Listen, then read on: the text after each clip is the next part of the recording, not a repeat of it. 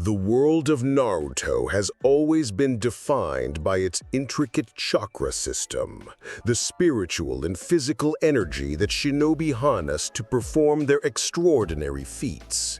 But what if there existed a power that predated even the legendary Sage of Six Paths, a forgotten art that could fundamentally alter the very foundation of what it means to be a shinobi?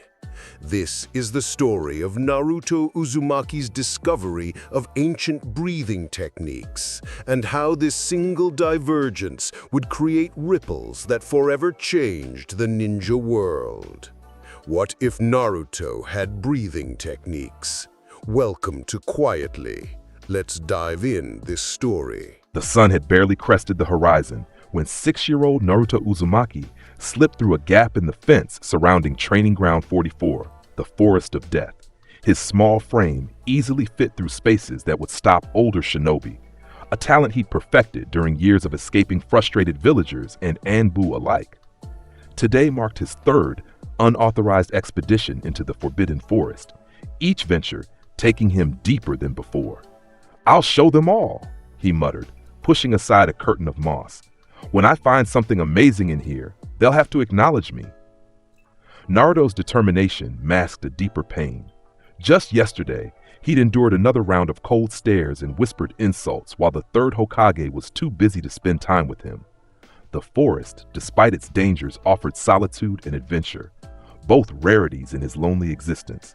A strange sensation prickled at his consciousness as he ventured into an unfamiliar section.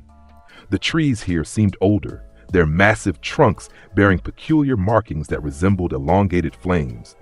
The air felt charged, almost alive with expectation. Naruto paused, blue eyes narrowing as he spotted an unusual shimmer between two ancient trees. "What's that?" he whispered, approaching cautiously. The shimmer wasn't Jinjutsu. He'd had enough pranks backfire to recognize those. Instead, it appeared to be a naturally occurring distortion, like heat rising from summer streets. Naruto reached out hesitantly, fingers passing through what felt like cool water. Before he could withdraw, an invisible force pulled him forward, and he tumbled through the barrier with a startled yelp. He landed hard on stone steps worn smooth by time. Blinking in confusion, Naruto found himself at the entrance to a small, ancient shrine. The structure seemed impossibly well preserved, its wooden beams and stone foundation bearing no signs of the decay that should have claimed it centuries ago. The shrine stood in a perfect clearing, surrounded by a ring of those same flame-marked trees, their branches creating a natural dome overhead. "Whoa!" Naruto breathed, his voice unnaturally loud in the stillness. He climbed the steps, drawn by an inexplicable sense of belonging. The shrine door, carved with intricate patterns of sunbursts and spirals, slid open at his touch, revealing a chamber that should have been dark, but was instead illuminated by soft golden light emanating from nowhere and everywhere. At the center of the single room stood a stone pedestal. Atop it rested a sword in a midnight blue scabbard adorned with silver constellations. Beside the blade lay several ancient scrolls, their edges sealed with wax bearing the same sunburst pattern as the door. "A real sword," Naruto whispered, eyes wide with wonder. As he approached, the blade began to hum softly, its scabbard glowing with gentle blue light. The room's atmosphere shifted, pressure building like the moment before a thunderstorm. Naruto froze as motes of golden light gathered at the far wall, coalescing into a translucent figure. The apparition took the form of a tall man wearing traditional garments Naruto had never seen before. His features were noble but kind, his eyes holding both tremendous power and profound sadness. Most striking was the mark on his forehead, a flame-like pattern that seemed to flicker with internal light. "At last," the spirit said, voice resonating with ancient power. "After centuries of waiting, a worthy vessel approaches." Naruto stumbled backward. What are you?" The spirit's lips curved in a gentle smile. "I am but an echo, a guardian tasked with preserving knowledge until one with the potential to wield it appeared." His gaze swept over Naruto assessingly. "You are young, younger than I expected, but your spirit burns brightly. The sword has already responded to you." Naruto glanced at the blade, which continued its soft humming. "That's for me?" "If you prove worthy," the guardian replied. This Nichiren blade and the breathing techniques contained in these scrolls represent the legacy of a clan that existed long before the founding of your village, before the very concept of chakra was understood as it is today. The spirit gestured, and one scroll unrolled by itself, revealing illustrations of warriors performing intricate stances, kanji annotations describing breathing patterns and mental disciplines. Before ninjutsu, before genjutsu, even before taijutsu as you know it, there existed those who harnessed the power of their breath to achieve extraordinary feats, the Guardian explained. They were the breath warriors, protectors who stood against darkness when all other lights had failed. Naruto's eyes widened with each word. And you think I can learn this? I know you can. Your spirit resonates with the blade like none I have sensed in centuries. The Guardian's expression grew solemn. But understand this, these techniques are not meant for glory or dominance. They exist solely to protect, to safeguard those who cannot defend themselves. If you seek power merely for acknowledgement or revenge, the blade will never truly accept you. Something in those words struck Naruto deeply. All his life, he'd craved acknowledgement, dreaming of becoming Hokage so everyone would finally recognize his worth. But underneath that ambition lay something purer, a desire to protect a village that had never protected him, to be for others what no one had been for him. I want. Naruto hesitated, then spoke with unexpected clarity. I want to be strong enough that nobody around me ever has to be afraid. I want to protect everyone, even the ones who don't like me. The Guardian's eyes widened fractionally, then softened. Then approach the blade, young one. Let us see if it agrees with your heart.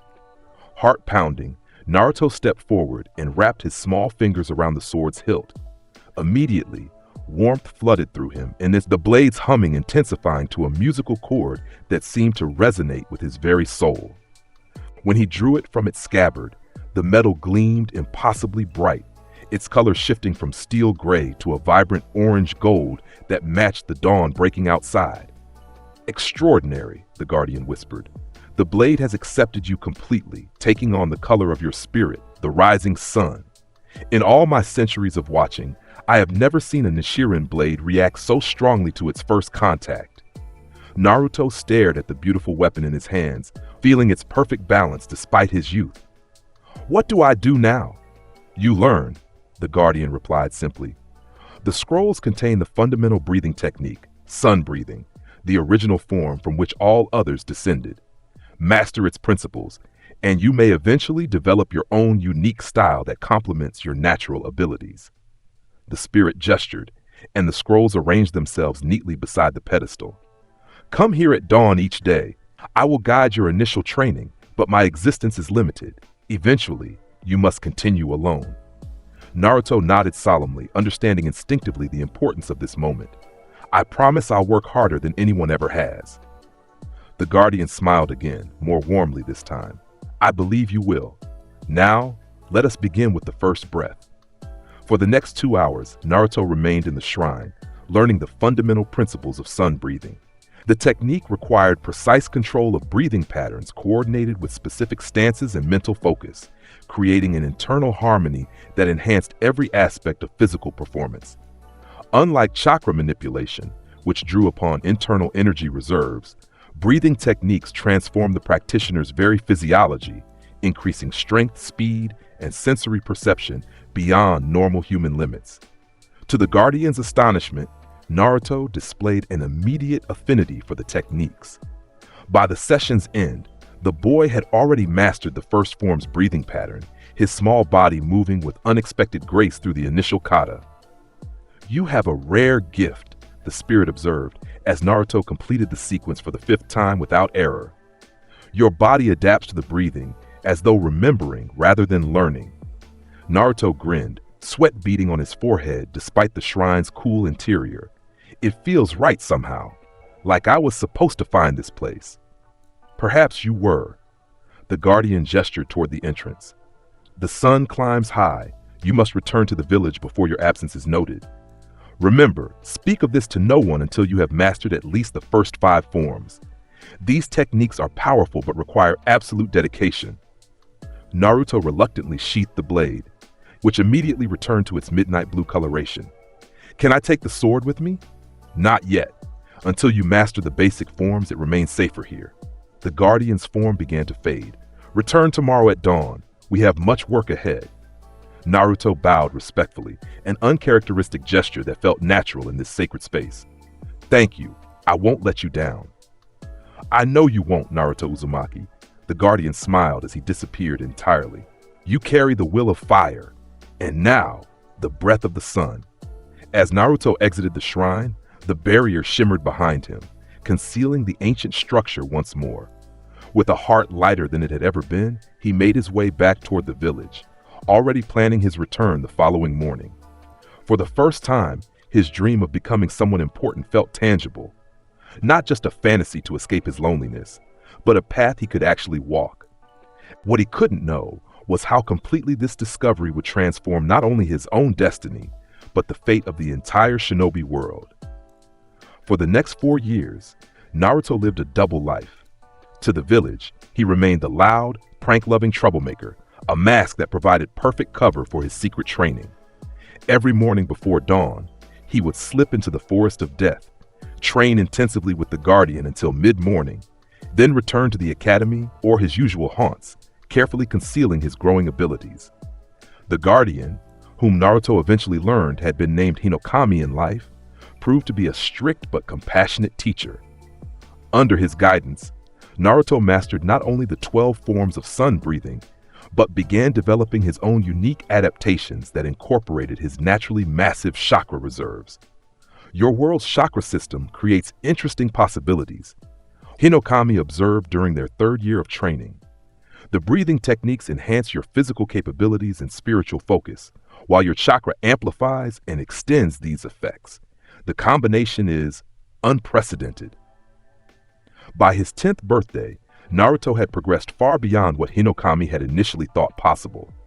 The boy had mastered what he now called solar chakra breathing, a hybrid technique that fused the ancient discipline with modern chakra manipulation.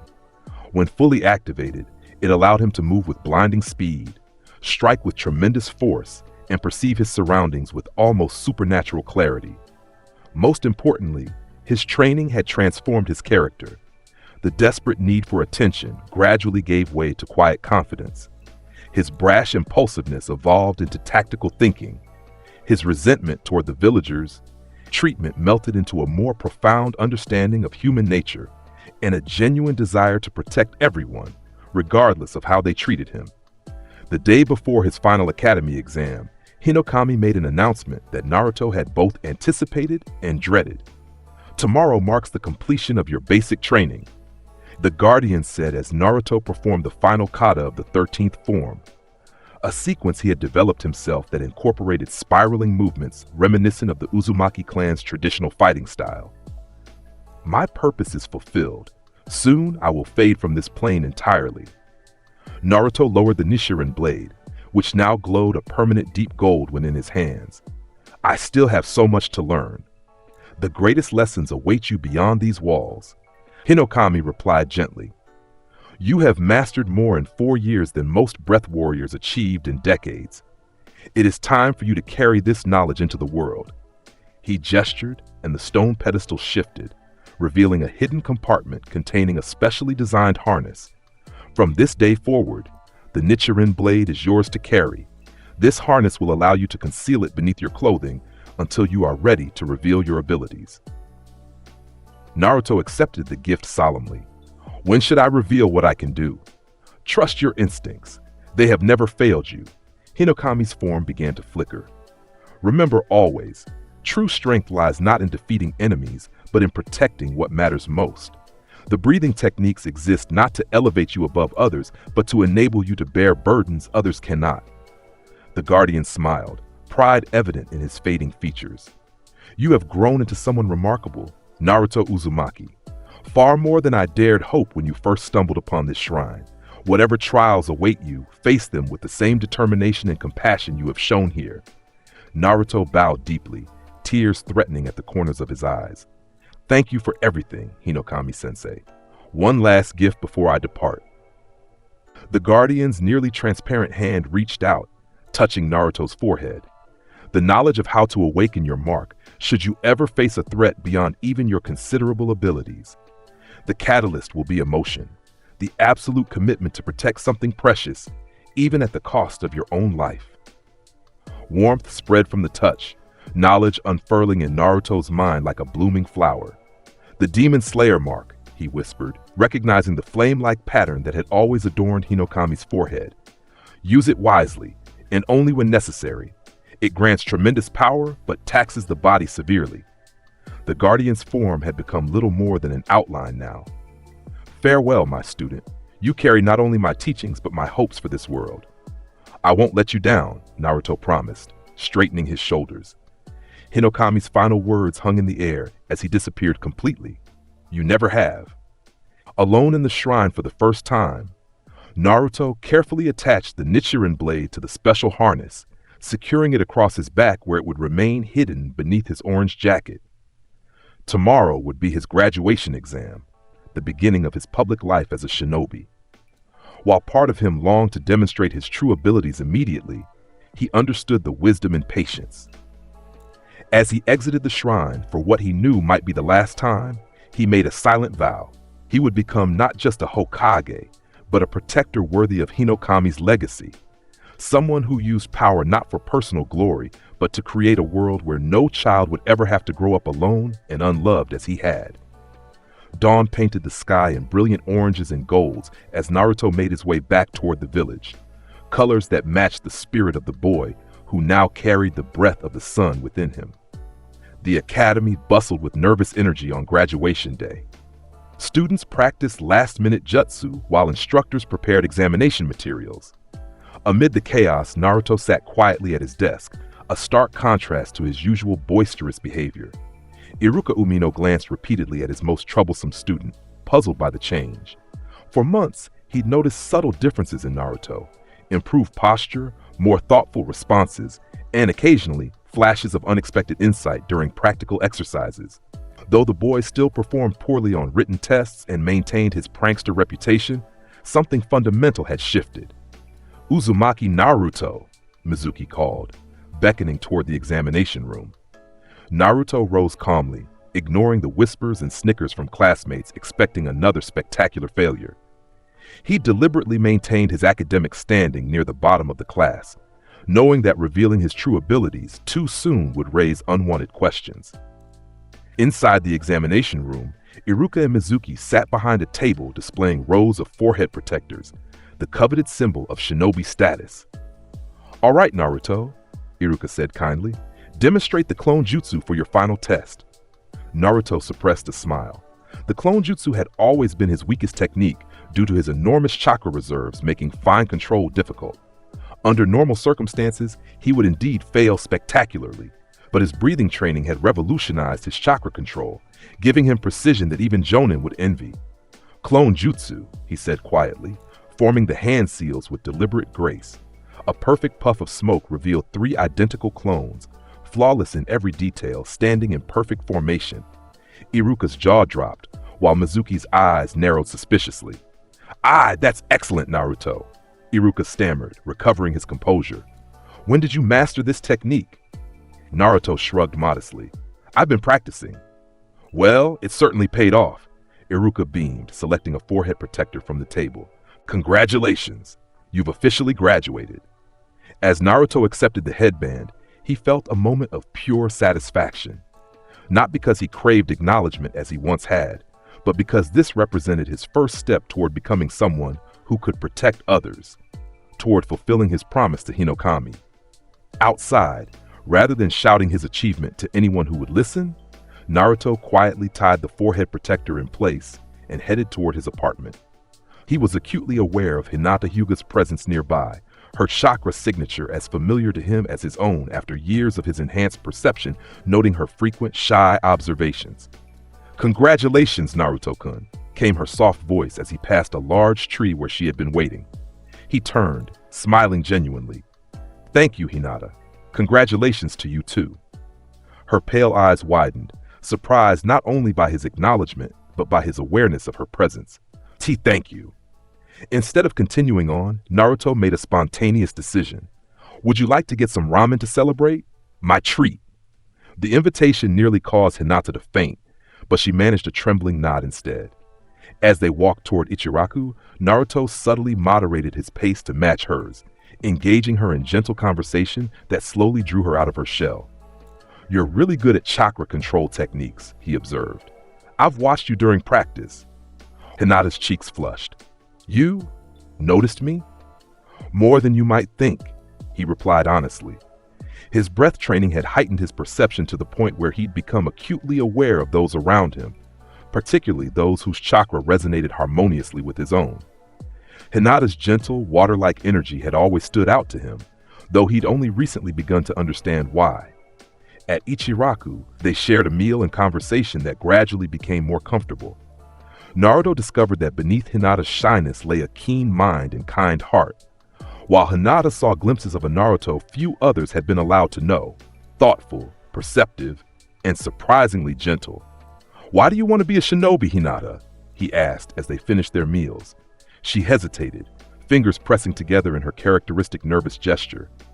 "I want to be stronger, to change myself." After a pause, she added quietly, "and to be acknowledged by certain people." Naruto nodded, understanding more than she realized. "I think you're already stronger than you know. Sometimes we just need the right opportunity to show it." The genuine belief in his voice brought tears to Hinata's eyes, quickly blinked away. By the time they parted ways, something fundamental had shifted between them. The foundation of a connection that would grow far beyond what either could imagine. The next day brought team assignments.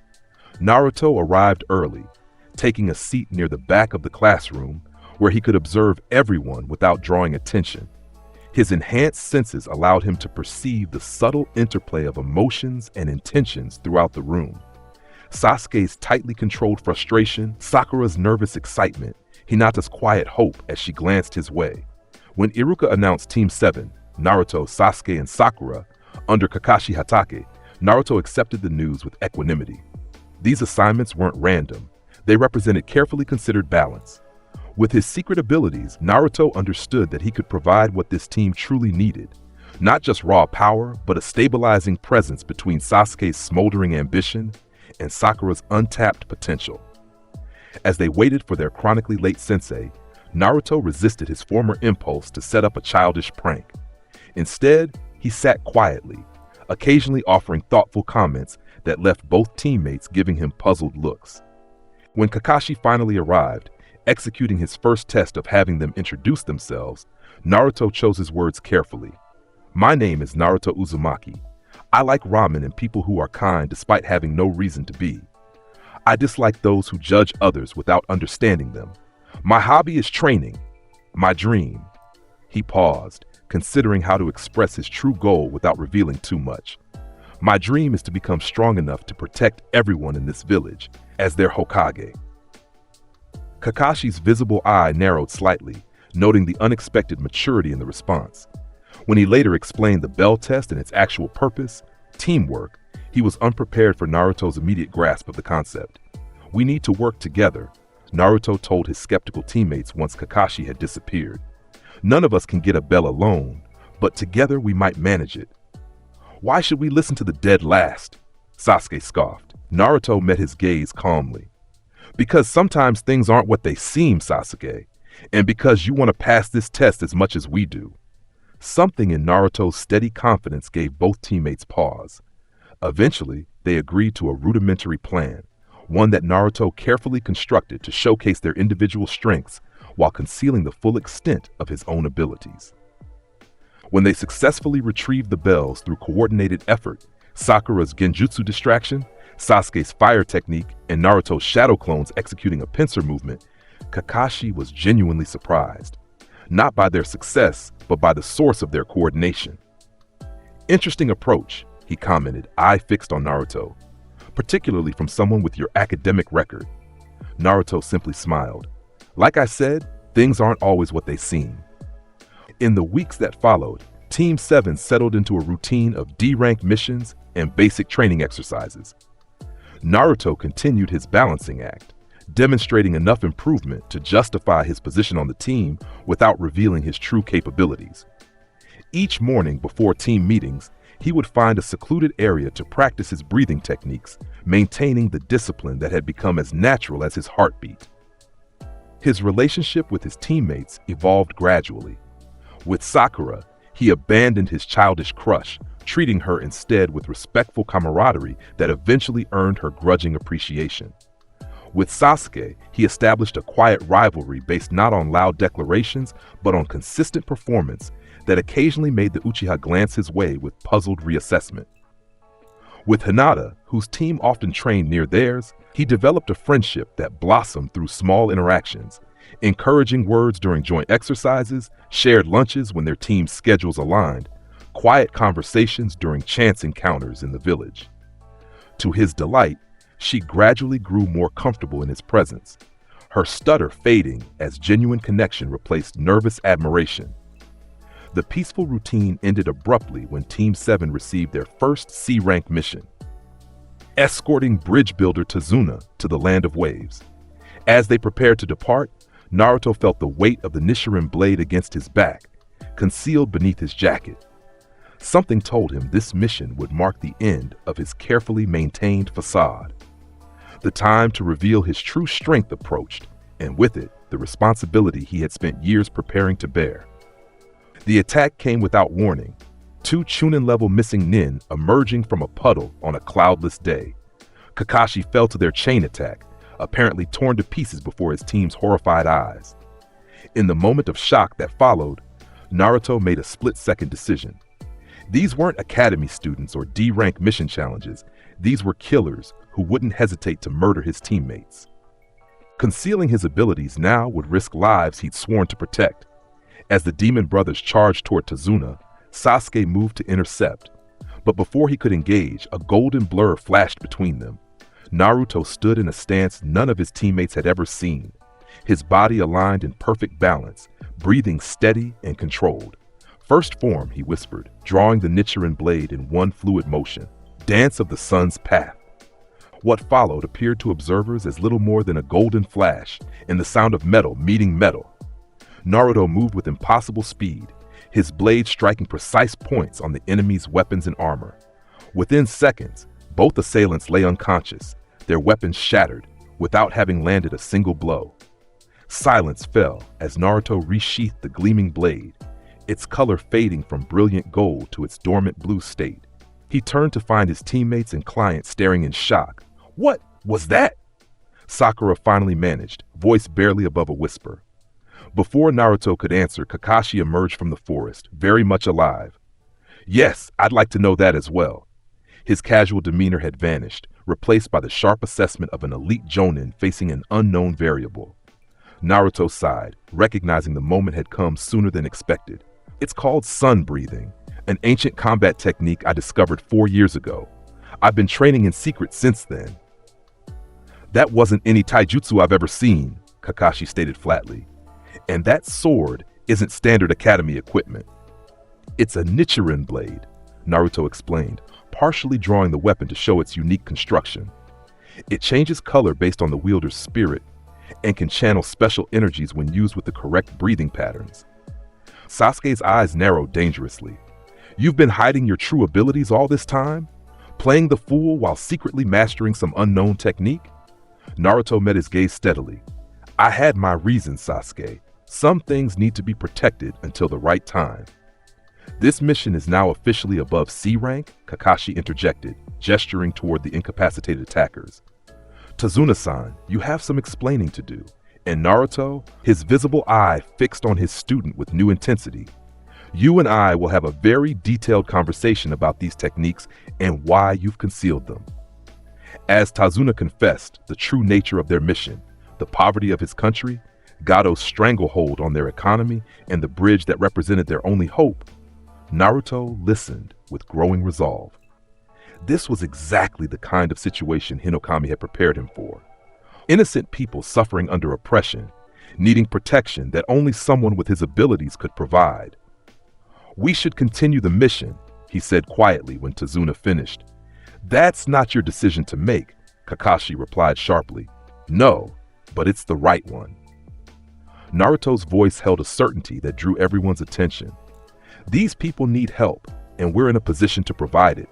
Isn't that what being a shinobi of the leaf is supposed to mean? Something in his words resonated with his teammates. Sakura, despite her fear, nodded in agreement. Even Sasuke grunted affirmation, though his eyes remained fixed on Naruto with a new, calculating interest. Kakashi studied his team thoughtfully before sighing. Very well, we'll continue, but with extreme caution. And Naruto, he added severely, no more secrets. I need to know exactly what you're capable of if I'm going to keep this team safe. As they resumed their journey, Naruto walked alongside his sensei, explaining in low tones the basics of sun breathing and his years of secret training. He omitted mention of the shrine's guardian spirit, presenting his discoveries as the result of finding ancient scrolls, a partial truth that would raise fewer questions than the complete story. This explains a lot about your improved chakra control, Kakashi observed. The breathing techniques you describe would naturally enhance a shinobi's abilities, particularly in combination with your unique chakra situation. The reference to the 9 tails was subtle but clear. Naruto nodded. The techniques work differently for me than they would for others. My chakra amplifies the effects. And you developed this completely on your own? I had guidance from the scrolls, Naruto replied carefully. But yes, most of my training was self-directed. Kakashi's skepticism was evident, but he didn't press further. Show me what you can do when we make camp tonight. I need to understand your capabilities if we're going to work effectively as a team.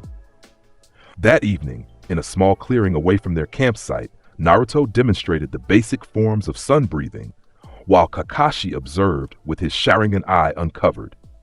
The Jonin's usual nonchalance disappeared entirely as he witnessed techniques unlike anything in his vast experience.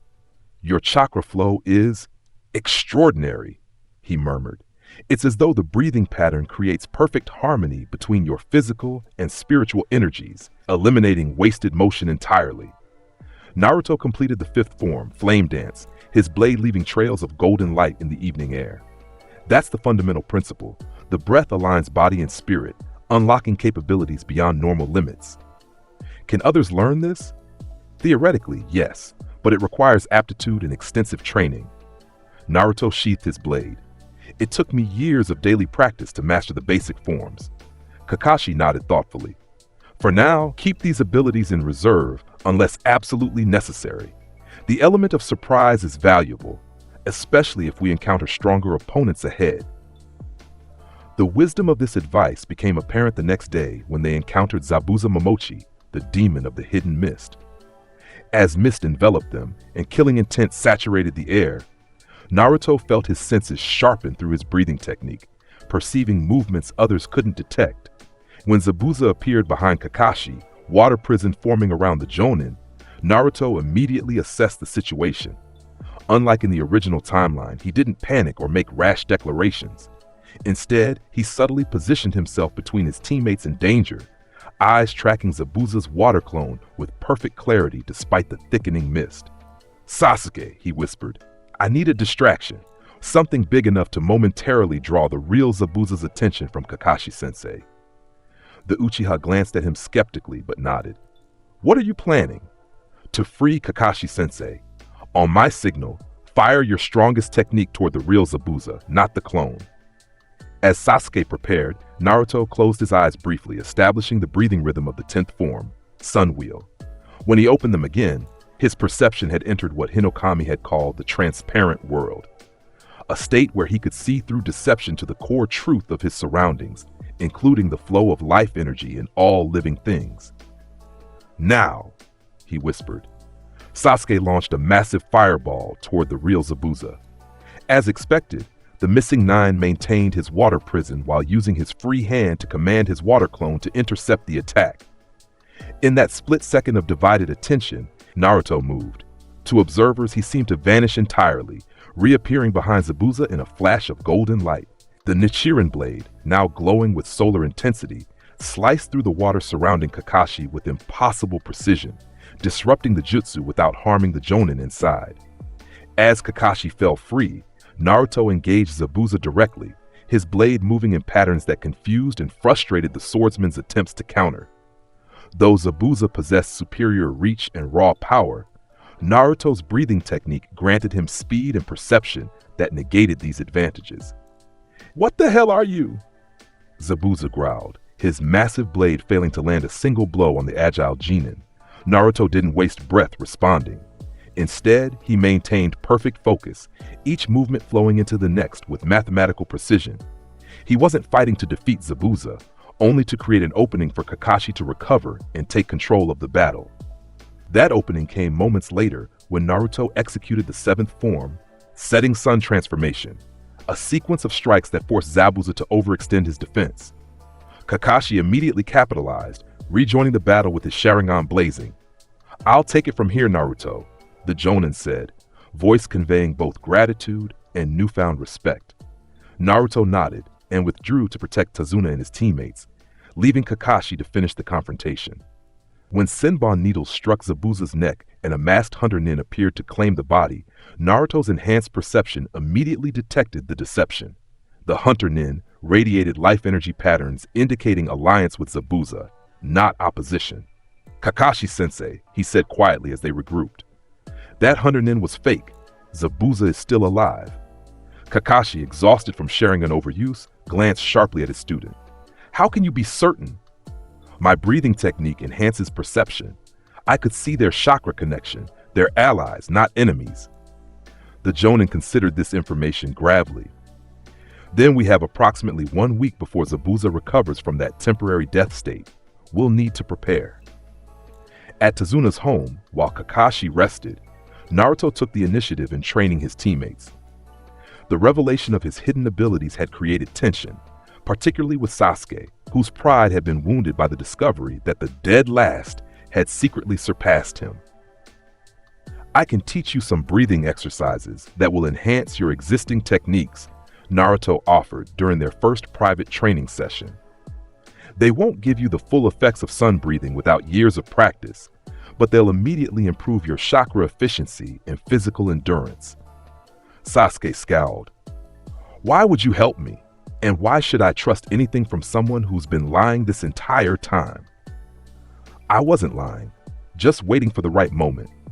Naruto met his gaze steadily. "And I'm helping because we're teammates. Your strength is our strength." After a tense silence, Sasuke grudgingly accepted the offer. Over the following days, both he and Sakura began incorporating Naruto's basic breathing exercises into their training, experiencing noticeable improvements in their stamina and technique precision. During this period, Naruto also connected with Inari, Tazuna's grandson.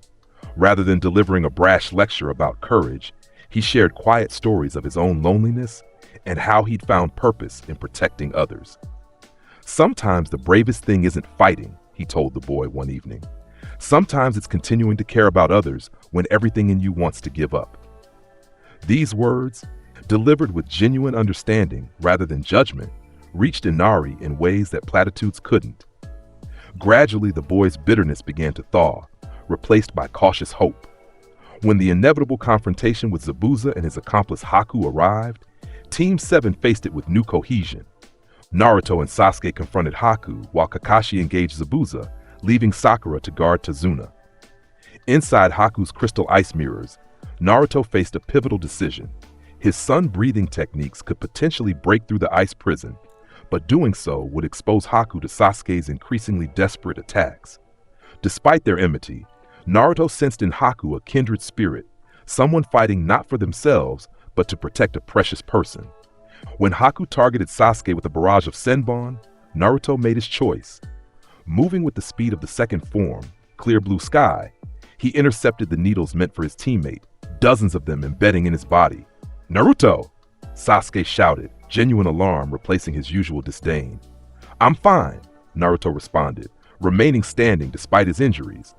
His breathing technique kept him conscious and functioning where others would have collapsed. "Sasuke, this opponent isn't our real enemy." "What are you talking about? He's trying to kill us!" Naruto shook his head, addressing Haku directly. "You're not aiming for vital points. Every Senbon is precisely placed to incapacitate, not kill. You don't want this fight any more than we do." Behind his mask, Haku faltered. "You have unusual perception for one so young." "I understand fighting to protect someone precious," Naruto replied. That's Zabuza for you, isn't it? The momentary connection created an opening that Naruto hadn't anticipated. Sasuke's Sharingan awakened, triggered by his concern when he thought Naruto might die protecting him.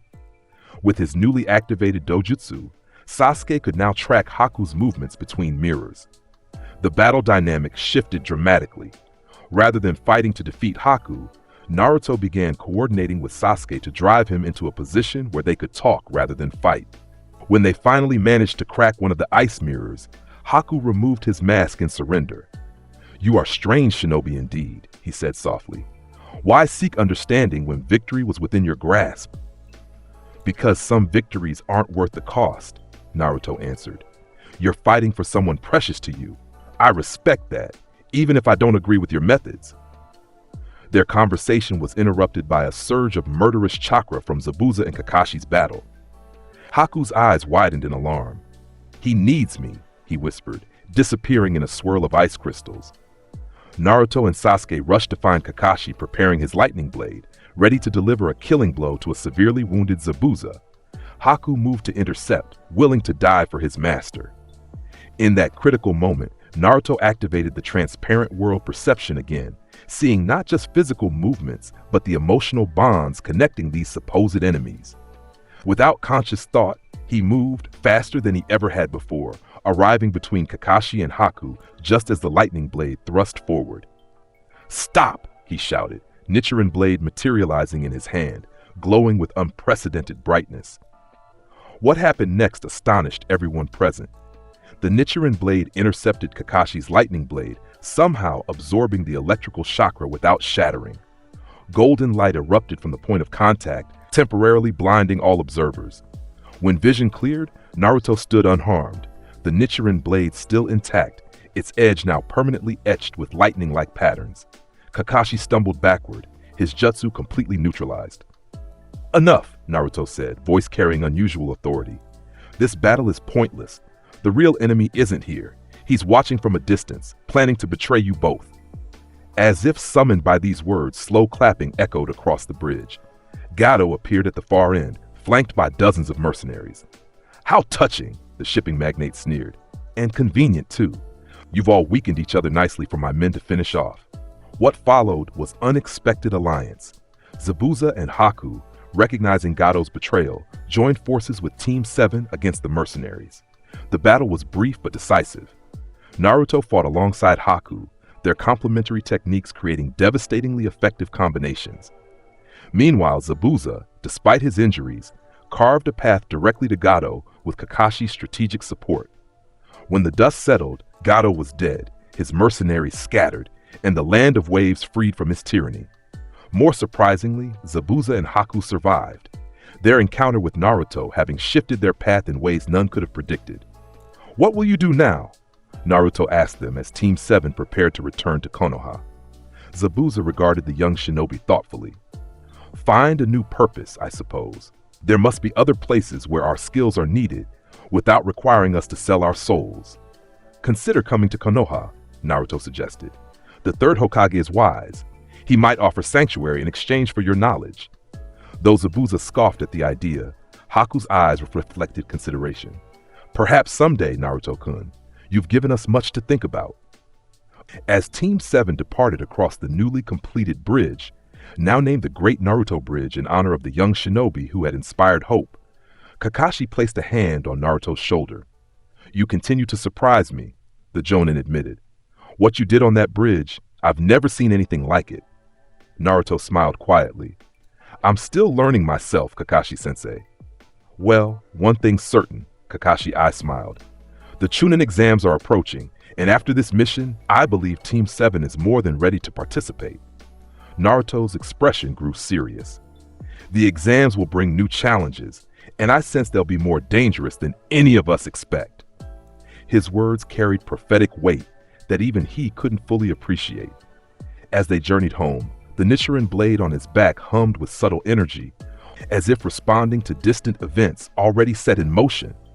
Events that would soon test the limits of his abilities and the depth of his commitment to protecting those precious to him. Word of Team 7's mission to the Land of Waves, particularly Naruto's unexpected abilities, spread quickly throughout Konoha upon their return. Though official reports remained classified, rumors abounded of the dead last, suddenly revealing mastery of unknown techniques. Naruto found himself the subject of curious glances and whispered conversations wherever he went. The third Hokage summoned him for a private meeting, where Naruto provided a carefully edited account of discovering ancient scrolls containing the breathing techniques. Hiruzen Sarutobi listened with keen interest, occasionally asking pointed questions that suggested he suspected there was more to the story. These techniques, the elderly Hokage mused, they're not related to any known shinobi arts, yet they clearly enhance your natural abilities significantly. They work differently than standard chakra manipulation, Naruto explained. The breathing patterns harmonize physical and spiritual energies in ways that amplify everything: strength, speed, perception. And this blade? Hiruzen gestured to the Nichiren sword now openly carried on Naruto's back. It's called a Nichiren blade. It responds to my spirit and can channel the energy generated by the breathing techniques. The Hokage studied him thoughtfully. Naruto, you understand that suddenly revealing such capabilities raises questions. Some in the village may see this as concerning. Naruto nodded solemnly. I know, Gigi. That's partly why I kept it secret until now. But I can't hide who I am anymore. Not if I want to truly protect this village and everyone in it. Something in those words seemed to resonate with the old leader. After a long pause, he smiled gently. You're growing into a fine young man, Naruto. Your parents would be proud. This casual reference to his unknown parents caught Naruto by surprise. But before he could question it, the Hokage continued. I'm approving Team 7's participation in the upcoming Chunin exams. Use your abilities wisely, and remember, sometimes knowing when not to reveal your full strength is as important as knowing when to use it. In the weeks leading up to the exams, Naruto divided his time between team training and private sessions with those close to him. To his surprise, Hinata sought him out after hearing about his hidden abilities. In Naruto-kun, she approached him one evening as he practiced alone in a remote training ground. I was wondering if... That is, could you? Her voice faltered. Would you like to train together, Hinata? He offered gently. Her grateful smile was answer enough. Over the following days, they established a routine of morning practice sessions. Naruto taught her the basic breathing techniques, which complemented her gentle fist style remarkably well. The precision breathing enhanced her already excellent chakra control, allowing for more efficient use of her Byakugan and more powerful strikes. Your natural affinity for water-based energy works perfectly with these techniques, Naruto observed as they practiced beside a small stream. Try synchronizing your breath with the water's flow. When Hinata followed his suggestion, the results were immediate. Her movements became more fluid, her strikes gaining both speed and power while requiring less effort. More importantly, her confidence grew visibly with each successful session. Thank you for helping me, Naruto-kun, she said softly after a particularly productive morning. No one has ever believed in me the way you do. I'm not believing in you, Hinata, he replied with a warm smile. I'm simply seeing what's already there. The sincerity in his voice brought a blush to her cheeks, but she didn't stammer or faint as she once might have. Instead, she met his gaze with newfound steadiness. The exams start tomorrow. Will you be careful? I've heard this year's participants are especially dangerous. I will, he promised. And you do the same. Your team is lucky to have you. The moment lingered between them, comfortable yet charged with unspoken emotion.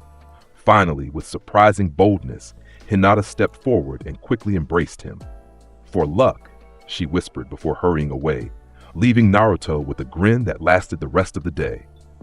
When the first phase of the Chunin exams began, Team 7 entered the examination room with quiet confidence. Naruto's enhanced perception immediately identified key participants. The Sand siblings with their dangerous auras, particularly Gaara's malevolent chakra, the Sound ninja with their furtive glances and hostile intent, and most concerningly, a silver-haired leaf genin named Kabuto, whose friendly demeanor masked something deeply wrong beneath. The written test, designed to encourage cheating, posed no challenge for Naruto. His breathing technique sharpened his senses to the point where he could hear the scratch of pencils from across the room, allowing him to discern answers without obvious cheating methods.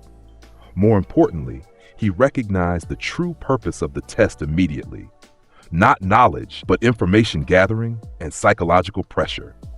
When Ibiki Morino presented the final question with its severe consequences, Naruto remained calmly in his seat, silently encouraging his teammates with steady confidence. Unlike his canon counterpart, he made no dramatic speeches. His quiet certainty was influence enough for those around him. The second phase in the Forest of Death brought more serious challenges. As Team 7 ventured deeper into the dangerous terrain, Naruto's senses heightened to maximum alertness. The forest's familiar pathways, secretly explored during his years of training with Hinokami, gave his team a significant advantage in navigation. Something's approaching, he warned his teammates on their second day. Something powerful and wrong.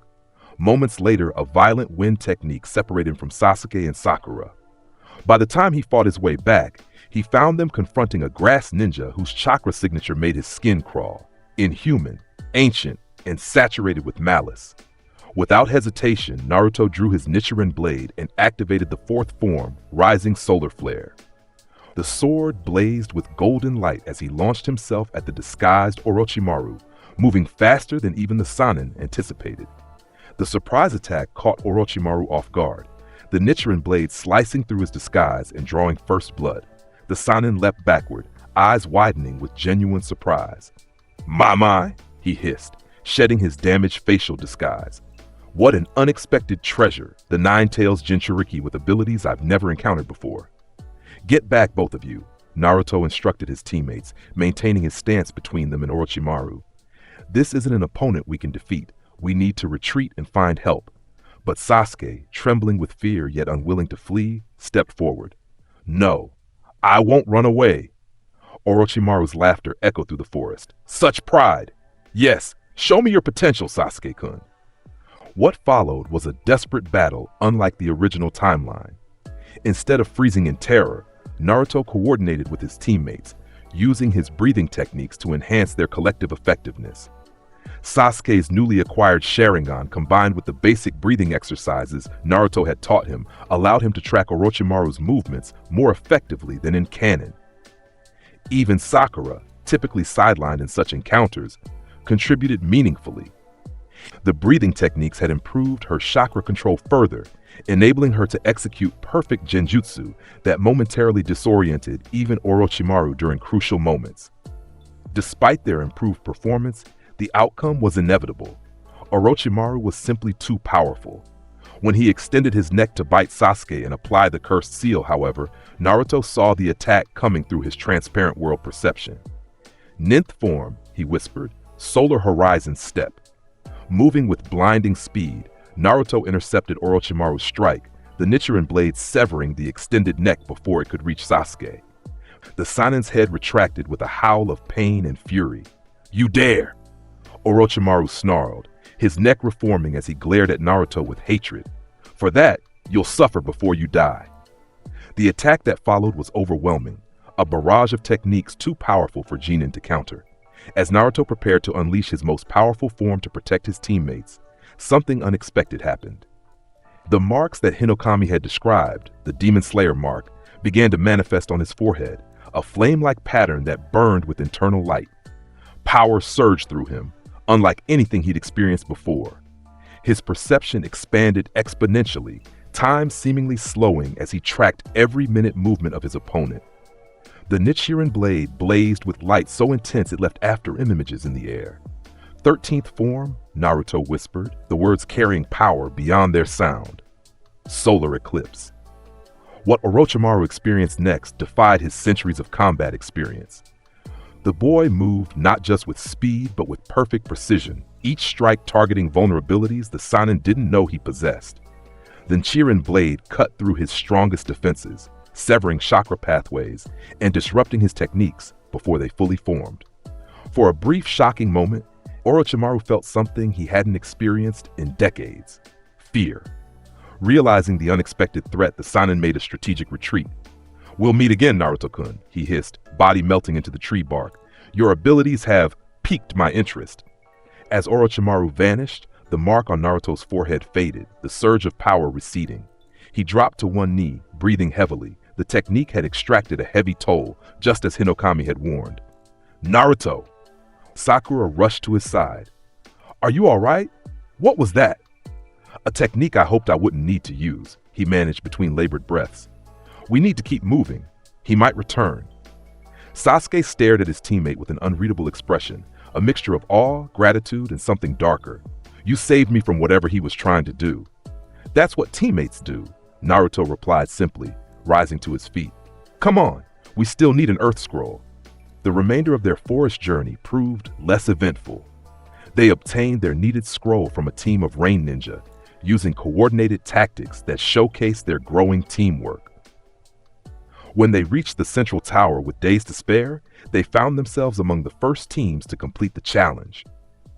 During the preliminary matches that followed, Naruto's bout against Kiba Inuzuka demonstrated his transformed fighting style.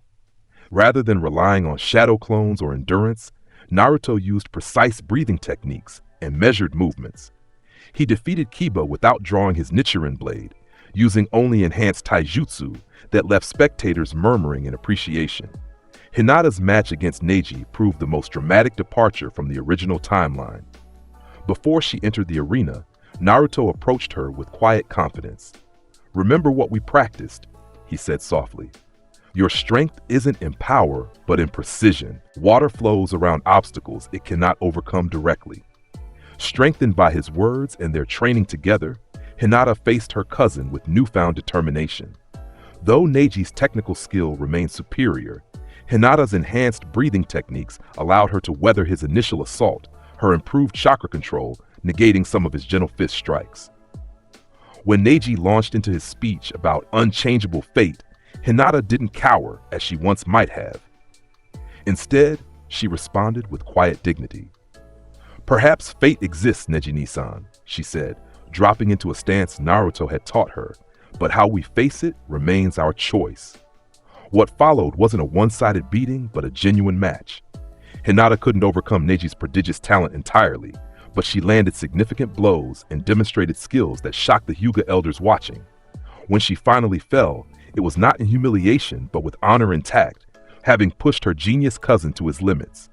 As medical nin carried her from the arena, Naruto felt an emotion he hadn't expected. Pride. Not in his teaching, but in her courage. Something shifted in his heart as he watched her small form being taken for treatment, a protective instinct deeper than friendship. The month between preliminaries and finals brought new developments. While Kakashi focused on training Sasuke to handle his upcoming match with Gaara, Naruto split his time between personal training and visits to the hospital where Hinata was recovering. "You were amazing," he told her during his first visit, placing fresh sunflowers beside her bed. She smiled weakly. "I still lost." "You showed everyone who you really are," he countered. "That's more important than winning." Their conversations during these visits deepened their connection. Naruto shared stories of his childhood loneliness and his discovery of the breathing techniques, though still omitting mention of Hinokami. While Hinata spoke of the pressures of being the Hyuga heir and her struggles for recognition. "Sometimes I wonder if I'm fighting for the wrong reasons," she confessed one afternoon. "Am I seeking strength to protect others, or just to prove my own worth?" "Maybe it's both," Naruto suggested. "We all start by wanting acknowledgement. The important part is growing beyond that to find something worth protecting." His own words resonated with his personal journey, from the lonely child seeking attention to the young man committed to protecting everyone precious to him. During this period, Jiraiya approached Naruto, intrigued by reports of his unusual abilities. Their meeting differed significantly from canon. Rather than tricking the boy into releasing the Nine-Tails chakra, Jiraiya was genuinely interested in understanding the breathing techniques. "I've traveled throughout the elemental nations for decades," the Sannin remarked as they trained beside a waterfall, "but I've never encountered anything like your fighting style. It's not quite taijutsu, not quite kenjutsu, and definitely not standard chakra manipulation." Naruto demonstrated the basic forms, explaining the principles behind them. To his surprise, Jiraiya grasped the concepts quickly, his mastery of sage techniques providing a framework for understanding the breathing methods. Fascinating, the older ninja mused. It's almost like a primitive form of senjutsu, harmonizing natural energy with the body through controlled respiration. This observation gave Naruto new insights into his own techniques. With Jiraiya's guidance, he began exploring ways to integrate traditional ninja arts more effectively with his breathing methods.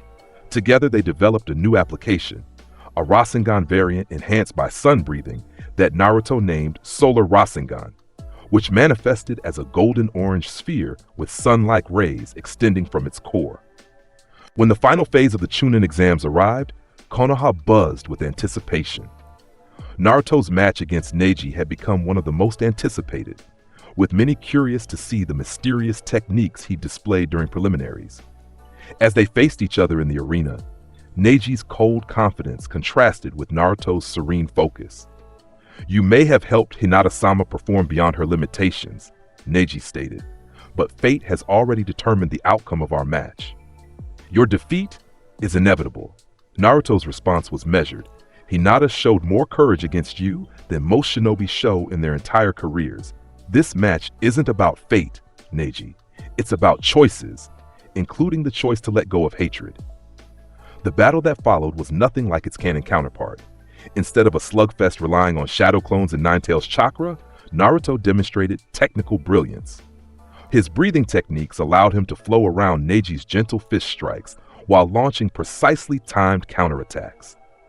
When Neji revealed his rotation technique, Naruto adapted immediately, using the sixth form, Burning Daybreak, to match the Hyuga prodigy's spinning defense with his own spiral-patterned attack.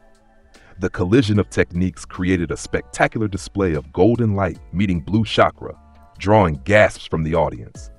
The decisive moment came when Neji, frustrated by his inability to land clean hits, committed fully to his 8 trigram 64 palms.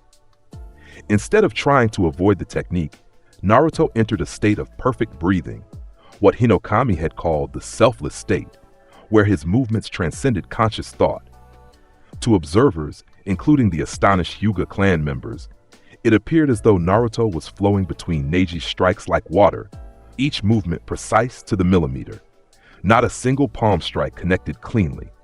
As Neji's technique concluded, leaving him momentarily extended, Naruto countered with a single, perfect strike, not to injure, but to disrupt Neji's chakra network just enough to render his arms temporarily numb.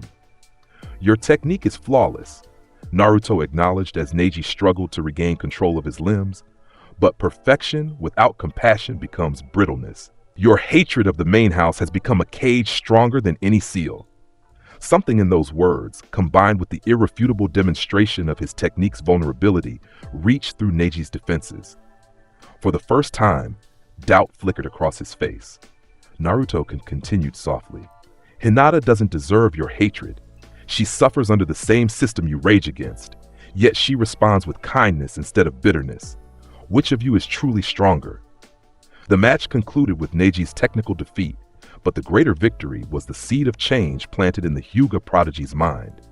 As they left the arena, Neji asked quietly, "Could you teach me? Not just the techniques, but how to see beyond the cage." Naruto's smile was genuine. "That's something we can learn together, Neji." The subsequent matches proceeded differently from canon due to Naruto's influence. Sasuke, having incorporated basic breathing techniques into his training, displayed enhanced speed and precision in his fight with Gaara.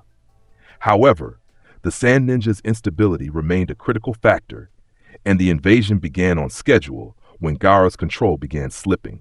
As feathers of sleep genjutsu descended on the stadium, Naruto's enhanced perception allowed him to dispel the technique immediately. He quickly located Sakura and Shikamaru, instructing them to wake others while he pursued Sasuke, who had chased after the fleeing Gaara. The village erupted into chaos as Sand and Sound Ninja launched their coordinated attack. Unlike in canon, Naruto didn't immediately pursue Gaara. Instead, he paused to ensure Hinata's safety, finding her already awake and helping evacuate civilians with her team. "Be careful," she urged, genuine concern in her pale eyes. "You too," he replied, squeezing her hand briefly. "Find somewhere safe and protect as many people as you can." Their momentary connection broke as a massive snake summoned crashed through the village wall. Naruto's path diverged from canon as he made a critical decision. Sasuke could handle himself temporarily, but civilians needed immediate protection. Drawing his Nichiren blade, which blazed golden in response to the danger, Naruto leapt toward the giant serpent. Landing on its scaled head, he executed the 8th form, Sunflower Thread, a technique specifically designed for larger opponents. The Nichiren blade carved precise patterns across the snake's head, severing key nerves and chakra pathways. The massive summon collapsed, dispelling in a cloud of smoke before it could destroy more of the village. This display of power drew the attention of several sound jonin, who converged on Naruto with murderous intent. The battles that followed showcased the full range of his abilities, each opponent falling to different applications of his breathing techniques. Throughout the skirmishes, Naruto maintained perfect situational awareness, often changing course mid-fight to rescue civilians or support fellow Konoha shinobi. When he finally pursued Sasuke and Gaara, he found the situation rapidly deteriorating. Gaara had partially transformed, his sand taking on the characteristics of Shukaku. Sasuke, despite his enhanced abilities, was severely outmatched and injured. Naruto arrived just as Gaara prepared a killing blow. The Nichiren blade intercepted the sand claw inches from Sasuke's throat, golden light burning away the transformed sand on contact. "Get back to the village," Naruto instructed his injured teammate. "They need your help there." "I don't need your protection," Sasuke growled, though he could barely stand. "This isn't about you or me," Naruto replied calmly. "It's about what's best for everyone. Please, Sasuke." Something in Naruto's tone, not condescension but genuine concern, reached through Sasuke's pride. With a reluctant nod, he withdrew, leaving Naruto facing the increasingly unstable Gaara. "You, what are you?" Gaara demanded, sand writhing around him like agitated snakes. "Why do you fight so hard for others?" Naruto sheathed his blade, approaching slowly. "Because connections to others give life meaning, Gaara. I understand your loneliness. I lived in darkness too, until I found people precious to me." "Precious people make you weak," Gaara snarled. Launching a barrage of sand bullets, Naruto dodged with fluid grace, continuing to approach. "No, they give us strength beyond anything we could achieve alone. You and I are the same, Gaara. We both carry burdens no child should bear." For the first time, uncertainty flickered across Gaara's face. Naruto pressed his advantage, not with attacks but with words. "The voice in your head, Shukaku, he's lied to you. He doesn't protect you out of love, but uses you for his own freedom. Real connections don't demand blood sacrifices." These words penetrated deeper than any physical attack could have. Gaara's transformation faltered as confusion replaced rage in his eyes.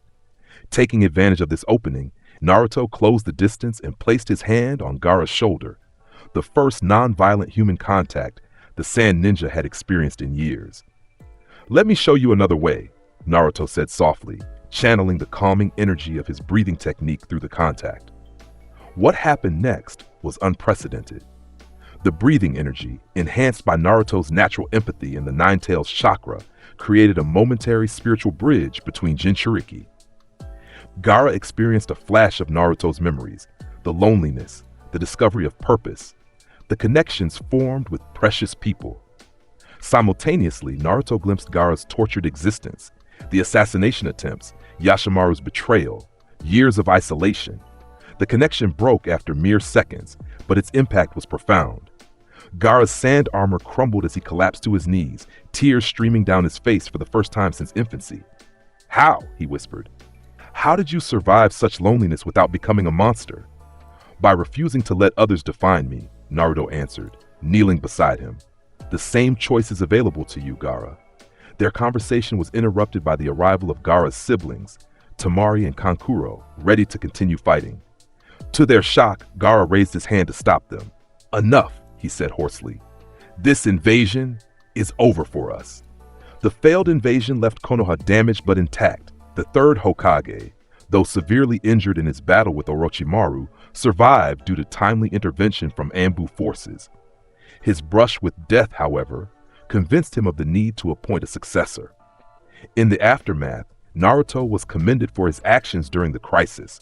Not just his combat prowess, but his prioritization of civilian safety and his peaceful resolution with Gaara, which had prompted the Sand siblings to withdraw their forces early. Most significantly, the mysterious demon slayer Mark had briefly reappeared during his most intense battles, drawing the attention of several observant jonin, including Danzo Shimura, whose interest in Naruto took on a calculated quality that would have concerning implications later. 2 weeks after the invasion, with reconstruction efforts well underway, Jiraiya approached Naruto with a mission directly from the recovering Hokage. "We need to find Tsunade," the Sannin explained. "The old man's injuries require her medical expertise, and he wants to convince her to become the 5th Hokage." Naruto accepted the mission immediately, recognizing its importance. Before departing, he sought out Hinata, finding her helping rebuild a civilian district alongside her team. "I'll be gone for a while," he told her, helping lift a heavy beam into place. "Special mission with Jiraiya-sensei." Hinata nodded, understanding the importance without needing details. "Please be careful, Naruto-kun." As they worked side by side for a few minutes, Naruto made a decision. "Hinata, when I get back, would you like to have dinner together? Not just as friends, but, you know." Her eyes widened, a blush spreading across her cheeks. For a moment, he feared she might faint, as she once would have. Instead, she smiled with newfound confidence. "I'd like that very much." Their farewell was brief, but meaningful, a promise of something new upon his return. As Naruto left to meet Jiraiya at the village gate, his heart felt lighter than it had in years. The journey to find Tsunade differed significantly from canon. Rather than needing to learn the Rasengan from scratch, Naruto focused on refining his Solar Rasengan variant with Jiraiya's guidance. Their relationship developed more as equals than master and student, with the Sannin genuinely impressed by Naruto's maturity and unique skills. "The old man told me everything about your breathing techniques," Jiraiya mentioned as they traveled. "Well, everything you told him, which I suspect isn't the whole story." Naruto maintained a neutral expression. "I've shared what's important." Jiraiya chuckled. "Keeping secrets from a spy master? Bold choice, kid. But I respect your privacy, for now." Their search led them to Tanzaku Town, where they encountered Tsunade much as in the original timeline. Her initial dismissal of Konoha's request was expected, but her reaction to Naruto was not. "What's with the sword?" she demanded, eyeing the Nichiren blade with suspicious recognition. "That craftsmanship, I haven't seen anything like it since." She trailed off, exchanging a significant look with Shizune that Naruto didn't miss. "You've seen a blade like this before?" he asked sharply. Tsunade recovered quickly. "Long ago. It's nothing important." But her eyes continued to study him with new interest throughout their conversation. When Orochimaru approached Tsunade with his offer, healing his arms in exchange for reviving her loved ones, Naruto and Jiraiya arrived in time to witness the negotiation. Unlike in canon, Naruto immediately recognized the emotional manipulation at work. "He's lying," Naruto stated flatly, stepping forward with his Nichiren blade drawn. "Whatever technique he's offering, it won't bring back what you've lost, Tsunade-sama. It will only corrupt their memory." Orochimaru's eyes narrowed at Naruto's appearance. "We meet again, boy. I still owe you for our encounter in the forest." The confrontation that followed demonstrated how far Naruto had progressed. Fighting alongside Jiraiya against Orochimaru and Kabuto, he displayed combat prowess that impressed even the legendary Sannin. His breathing techniques perfectly complemented Jiraiya's more conventional ninjutsu, creating offensive combinations that repeatedly broke through their opponent's defenses. The turning point came when Kabuto targeted Tsunade, exploiting her hemophobia by covering himself in blood. As the medical nin approached the paralyzed Tsunade with a kunai, Naruto intercepted with the third form, scorching Crimson Mirror, his blade moving in a circular pattern that deflected Kabuto's strike while simultaneously scoring a deep cut across his chest. "Your medical ninjutsu is impressive," Naruto acknowledged as Kabuto staggered backward. "But it has limits. The breathing technique I just used disrupts chakra flow at the cellular level. Your healing won't work properly for at least 10 minutes. Kabuto's shocked expression confirmed the accuracy of this assessment. For the first time, genuine fear appeared in his eyes as he realized his primary advantage had been neutralized. Seeing his subordinate in trouble, Orochimaru disengaged from Jiraiya to attack Naruto directly. "You continue to intrigue me, Naruto-kun. Such unusual abilities in one so young. Perhaps I've been pursuing the wrong Konoha Genin." Their clash was brief but intense. Orochimaru's superior experience initially gave him the advantage, but when he attempted to use his sword of Kusanagi, something unexpected occurred. The Nichiren blade not only parried the legendary weapon, but caused it to crack slightly on contact, a supposedly impossible feat that shocked both combatants. Seizing the momentary advantage, Naruto activated his newly developed Solar Rasengan, the golden rayed sphere slamming into Orochimaru's chest with devastating effect. The Sannin was hurled backward, body smoldering from the impact.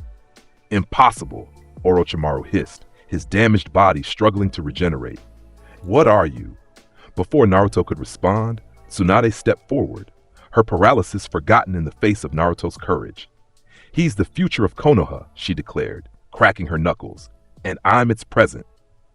What followed was a coordinated assault by all three Leaf Ninja that forced Orochimaru and Kabuto to retreat. As they disappeared, Orochimaru's parting words hung ominously in the air. "We'll meet again, Naruto-kun. Your abilities have made you a far more interesting specimen than I anticipated." In the aftermath, Tsunade's perspective shifted dramatically. Unlike in canon, where Naruto had to win her faith through a wager, her respect was earned through his combat prowess and selfless protection. When she agreed to return to Konoha, it wasn't grudging acceptance, but a renewed commitment to the village's future. During their return journey, Tsunade asked Naruto directly about his unusual techniques. Though he maintained his partial truth about discovering ancient scrolls, her response suggested deeper knowledge.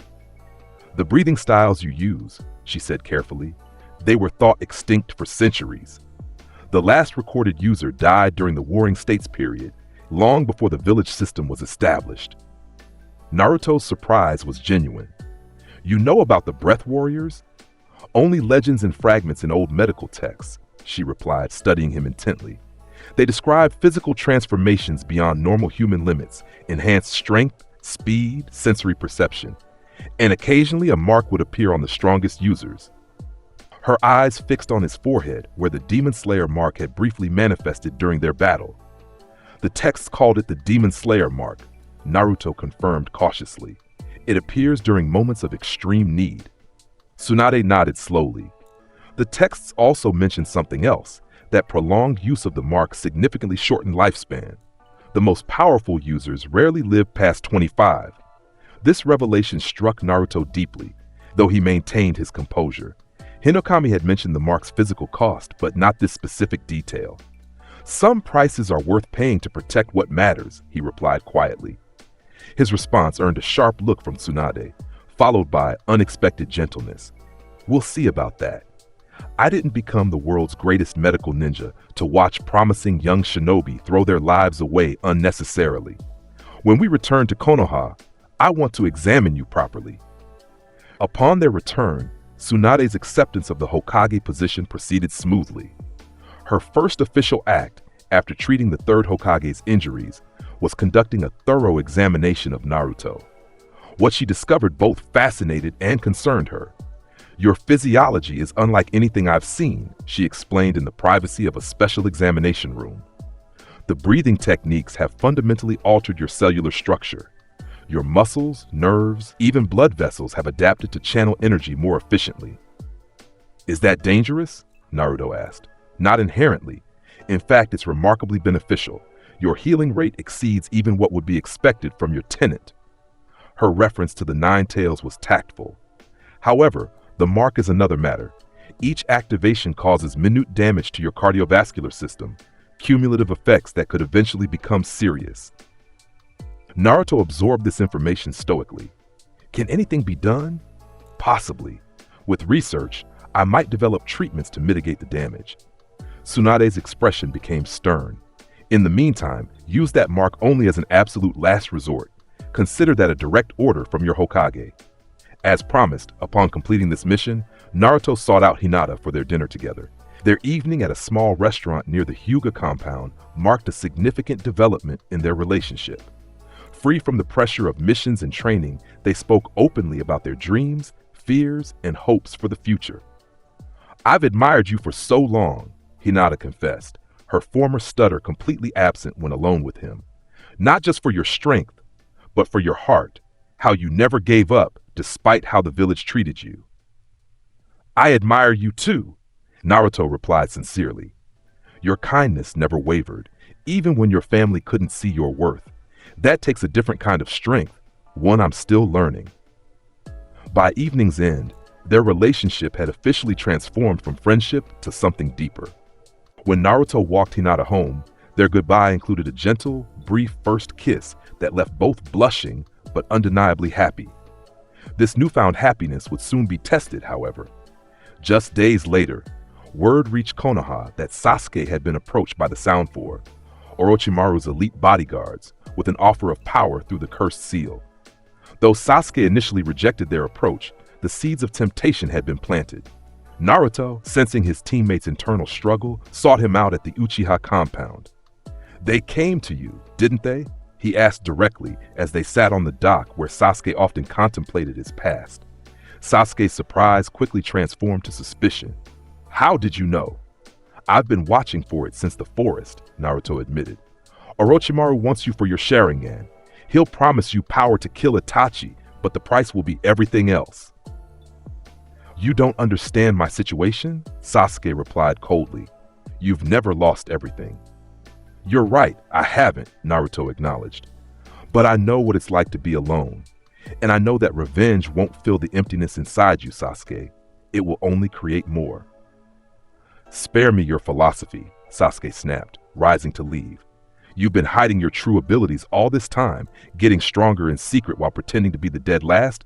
Don't pretend you understand my choices when you've been living a lie." The accusation stung because it contained a kernel of truth. Naruto had concealed his growth, though for different reasons than Sasuke assumed. "You're right that I kept secrets," he conceded, "but never to hold you back or deceive you. I was waiting until I understood my own path." "And now, what great wisdom has your secret training given you?" "That true strength comes from protecting what's precious, not destroying what you hate," Naruto answered simply. "The breathing techniques I learned, they're not meant for vengeance, Sasuke. They exist to protect." Something in those words seemed to reach Sasuke momentarily, doubt flickering across his features. But it passed quickly, replaced by hardened resolve. "We each have our own paths. Mine requires power you couldn't understand." As Sasuke walked away, Naruto called after him one last time. "Whatever you decide, remember that you have people here who care about you. That's not weakness, Sasuke. It's the only real strength there is." That night, despite the warning conversation, Sasuke left the village with the Sound Four. By morning, his absence had been discovered, and Tsunade immediately organized a retrieval team. Naruto volunteered, naturally, but the composition of the team differed from canon. In addition to Shikamaru, Choji, Neji, and Kiba, Hinata was included for her tracking abilities. "Are you sure about this?" Naruto asked her privately as they prepared to depart. "These opponents will be unlike any you faced before." Hinata's determination was evident in her steady gaze. "I'm sure. The breathing techniques you taught me have made me stronger, and my Byakugan will be valuable for the mission." Naruto nodded, pride mingling with concern. "Just promise me you'll be careful. We protect each other, right?" "Right," she agreed with a smile that carried newfound confidence. The pursuit began, much as in canon, with Shikamaru developing a strategic approach to counter the Sound Four's abilities. However, the inclusion of Hinata's Byakugan allowed them to track more efficiently and avoid several traps that would have otherwise delayed them. When they encountered the first opponent, Jirobo, the battle diverged significantly from the original timeline. Instead of Choji remaining behind alone, Hinata stayed with him, their complementary abilities creating an effective combination against the earth-using enemy. Choji's raw power, enhanced by food pills, provided the offensive force, while Hinata's precision gentle fist strikes, amplified by her breathing techniques, targeted critical chakra points. This teamwork allowed them to defeat Jirobo without Choji needing to use the dangerous red pill, preserving his life while still allowing the main group to continue their pursuit. The pattern repeated with subsequent enemies. Against Kidomaru, Neji and Kiba fought together, their tracking abilities negating the spider user's advantage of distance and stealth. Against Tayuya, Shikamaru's shadow techniques combined with well-timed assistance from the Sand siblings, who arrived earlier than in canon due to the faster pace of pursuit, secured victory without nearly the casualties of the original timeline. Naruto and Hinata continued forward, eventually confronting Sakon and Ukon together. Their teamwork demonstrated the depth of their training together, Hinata's water-influenced breathing techniques creating perfect openings for Naruto's sun-based attacks. The dual-bodied enemies found their regenerative abilities countered by the precise chakra disruption effects of Hinata's enhanced gentle fist and Naruto's Nichiren blade. "Your coordination is impressive," Sakon grudgingly acknowledged as he and his brother struggled against the unexpected combination. "But Sasuke-sama has already begun his transformation. You're too late." "We're never too late to help a friend," Naruto responded, executing the seventh form alongside Hinata's water palm strike, the combined technique overwhelming the brothers' defenses.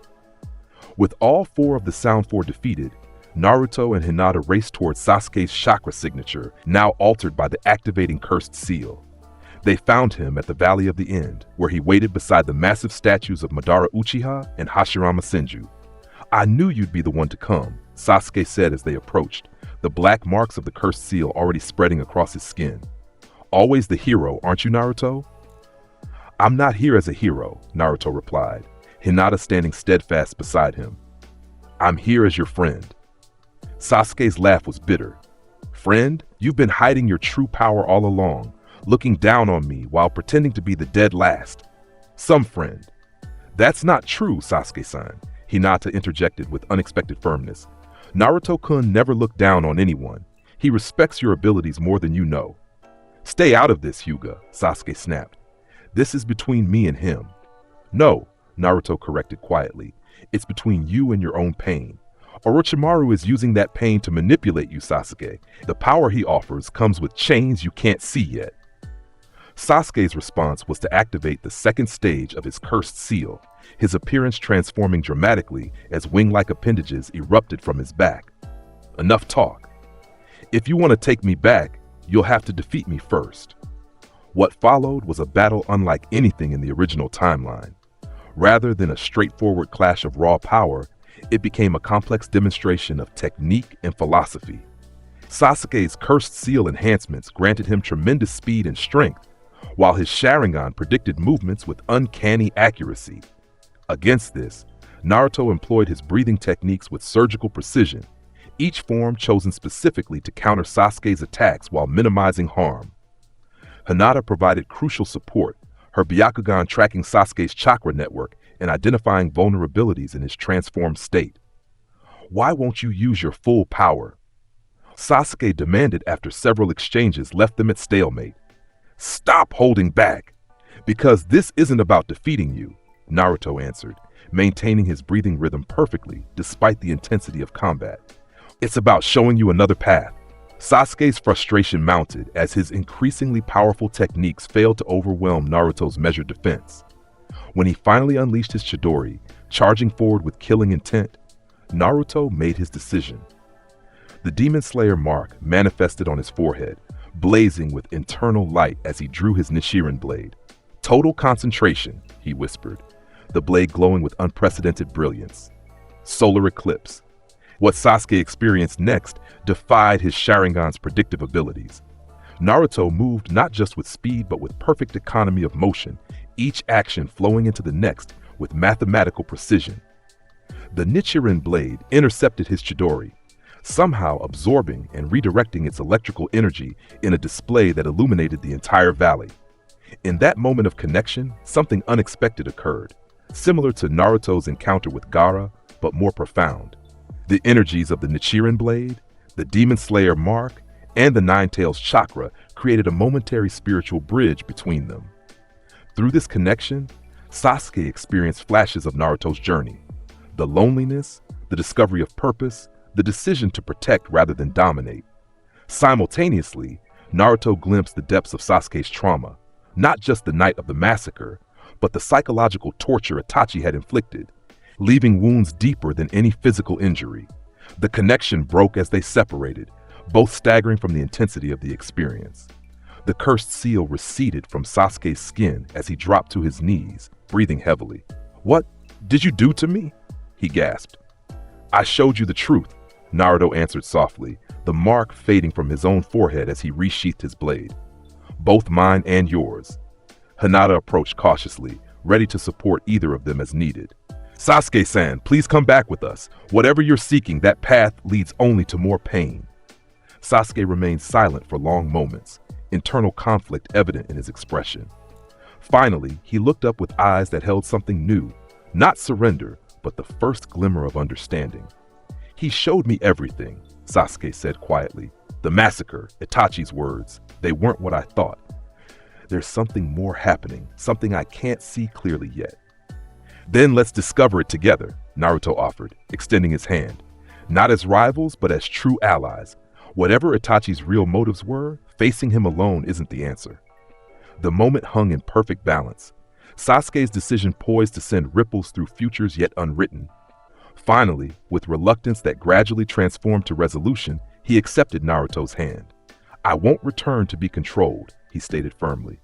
"Not by the village, not by Orochimaru. I need to find my own answers." "And you will," Naruto assured him, "but not through hatred and isolation. That's what Itachi wanted, for you to become so consumed by vengeance that you'd never question why." As the three made their way back toward Konoha, they encountered the remaining retrieval team members and their sand allies. Gaara, in particular, seemed unsurprised by the peaceful resolution. "You showed him the same truth you showed me," the sand ninja observed quietly to Naruto. "Everyone deserves to see beyond their pain," Naruto replied, "even those who think they don't." Their return to Konoha marked the beginning of significant changes. Sasuke, though technically remaining a leaf shinobi, was granted special status under Tsunade's direct supervision, a compromise that allowed him to pursue information about Itachi while remaining connected to the village. This arrangement satisfied both his need for answers and the village's security concerns. For Naruto and Hinata, the successful mission deepened their connection. Their coordination during combat had demonstrated a natural compatibility that extended beyond their growing personal relationship. In recognition of this, Tsunade began assigning them joint missions that utilized their complementary abilities. Most significantly, Jiraiya approached Naruto with a proposal that would alter his trajectory entirely. "The Akatsuki will be moving soon," the Sannin explained during a private meeting that included Tsunade and the recuperated third Hokage. "They're targeting Jinchuriki, which means you're on their list, kid." "I've been expecting that," Naruto acknowledged, surprising the adults. "My enhanced perception has detected unfamiliar chakra signatures observing the village periodically. One feels similar to Sasuke, but much darker, likely Itachi." Jiraiya nodded, impressed by this confirmation of his own intelligence. "I'm proposing a long-term training journey, 2 to 3 years outside the village, not just to keep you moving and harder to track, but to prepare you for what's coming. The breathing techniques I've mastered are powerful," Jiraiya interrupted, "but incomplete. There's more to your potential than even you understand, Naruto. The Nine Tails chakra, when properly harmonized with your breathing techniques, could create abilities beyond anything the shinobi world has seen. But it requires specialized training away from prying eyes." Naruto considered this proposal carefully. "When would we leave?" "Within the month," Tsunade answered. "We're preparing cover stories and secure communication protocols. This won't be a standard training trip. It's a strategic preparation for coming conflicts." After a thoughtful pause, Naruto made one request. "I'd like Hinata to receive specialized training while I'm gone. Her natural affinity for water-based techniques complements the breathing methods perfectly. She has potential that her clan hasn't fully recognized." The Hokages exchanged glances before Tsunade nodded. "I can arrange that. Her abilities would be valuable as a medical specialist with her Byakugan. I'll take personal interest in her development." In the weeks that followed, Naruto prepared for his departure. He spent time with each precious person, ensuring connections remained strong despite his coming absence. With Sasuke, he shared additional breathing exercises designed to help resist the cursed seal's influence. With Sakura, who had begun medical training under Tsunade, he offered encouragement for her new path. His final evening in the village was spent with Hinata, walking along the riverside where they had often trained together. 3 years is a long time, she said softly as sunset painted the water in hues of gold and crimson. It is, Naruto agreed, taking her hand. But we'll both be stronger when I return, and I'll write whenever I can. I'll be training too, she promised. Tsunade-sama has already outlined a specialized program combining medical techniques with my gentle fist style. She thinks I could develop healing methods that work directly on the chakra network. Pride warmed Naruto's expression. You're going to be amazing, Hinata. You already are.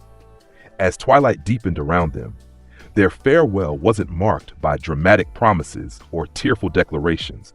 Instead, they shared a quiet moment of connection, foreheads touching, hands intertwined, breathing synchronized in perfect harmony. When I return, Naruto whispered, we'll face whatever comes together. Dawn found him at the village gates where Jiraiya waited. As they prepared to depart, Naruto cast one last glance at the Hokage monument, now featuring Tsunade's newly carved face alongside her predecessors. The next time I stand here, he promised quietly, I'll be ready to protect everyone, not just with my strength, but with the wisdom to use it properly. Jiraiya clapped him on the shoulder. That's what separates a true shinobi from merely a powerful one, kid. Now come on, we've got a long road ahead. As they walked away from Konoha, the Nichiren blade hummed softly against Naruto's back, as if anticipating the challenges yet to come. The sun rose fully above the horizon, its golden light catching on the distant shrine deep in the forest of death. A connection to ancient powers that had set one boy on a path to reshape the destiny of the entire shinobi world. The journey had only just begun. 3 years passed like seasons changing across the elemental nations. Konoha thrived under Tsunade's leadership, strengthened by alliances forged in the aftermath of Orochimaru's failed invasion. Within the village, shinobi whispered of their absent comrade, the unpredictable blonde Jinin, who had departed with one of the legendary Sannin, carrying a mysterious blade and wielding techniques unlike any in living memory. The main gate stood bathed in golden morning light when 2 figures appeared on the horizon. The taller one, white-haired and broad-shouldered, walked with the casual confidence of a man returning to familiar territory. But it was his companion who drew every eye. Naruto Uzumaki had left as a boy of 13, skilled but unpolished. He returned as something else entirely.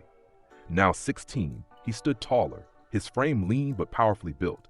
The orange jumpsuit was gone, replaced by a form-fitting black uniform with flame patterns along its edges that seemed to shimmer with internal light.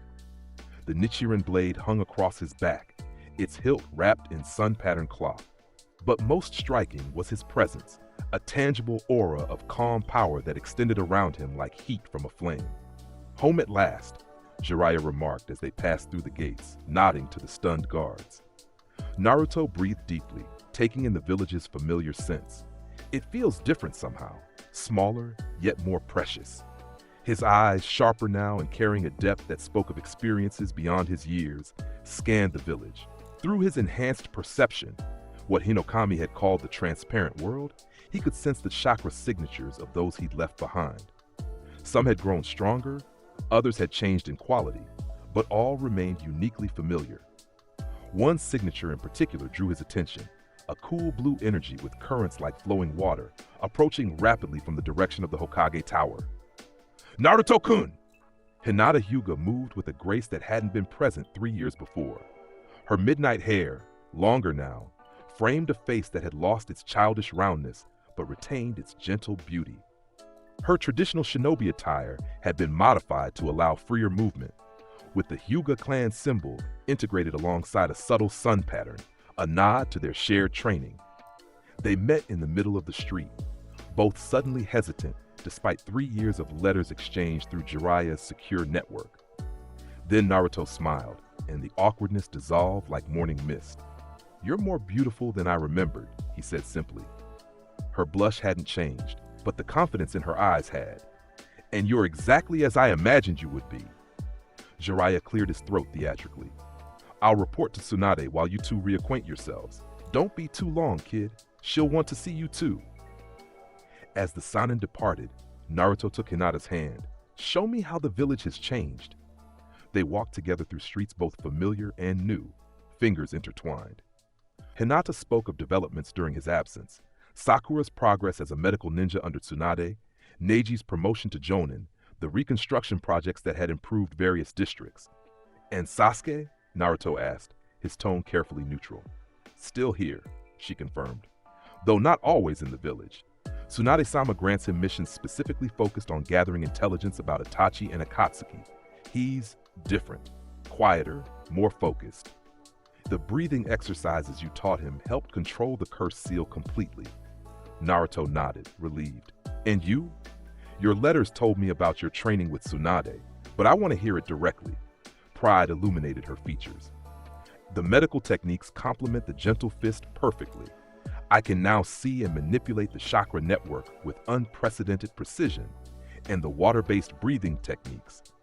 She demonstrated by inhaling deeply, her chakra visibly flowing with liquid smoothness around her hands. "I've developed my own forms based on what you taught me." "I'd like to see them," Naruto said, genuine interest in his voice. Before she could answer, a familiar voice called out. "So the dead last finally returns." Sasuke Uchiha leaned against a nearby building, arms crossed but expression lacking its former hostility. The years had matured him as well, his features sharper but less severe. The cursed seal was visible at his neck, but the markings appeared dormant, contained by techniques Naruto had taught him before departing. "Sasuke." Naruto's greeting was warm but cautious. The Uchiha approached, dark eyes studying his former teammate with analytical precision. "You've changed. So have you." A moment of tension stretched between them before Sasuke's lips quirked in what might have been the ghost of a smile. "Show me what you've learned from the pervert sage."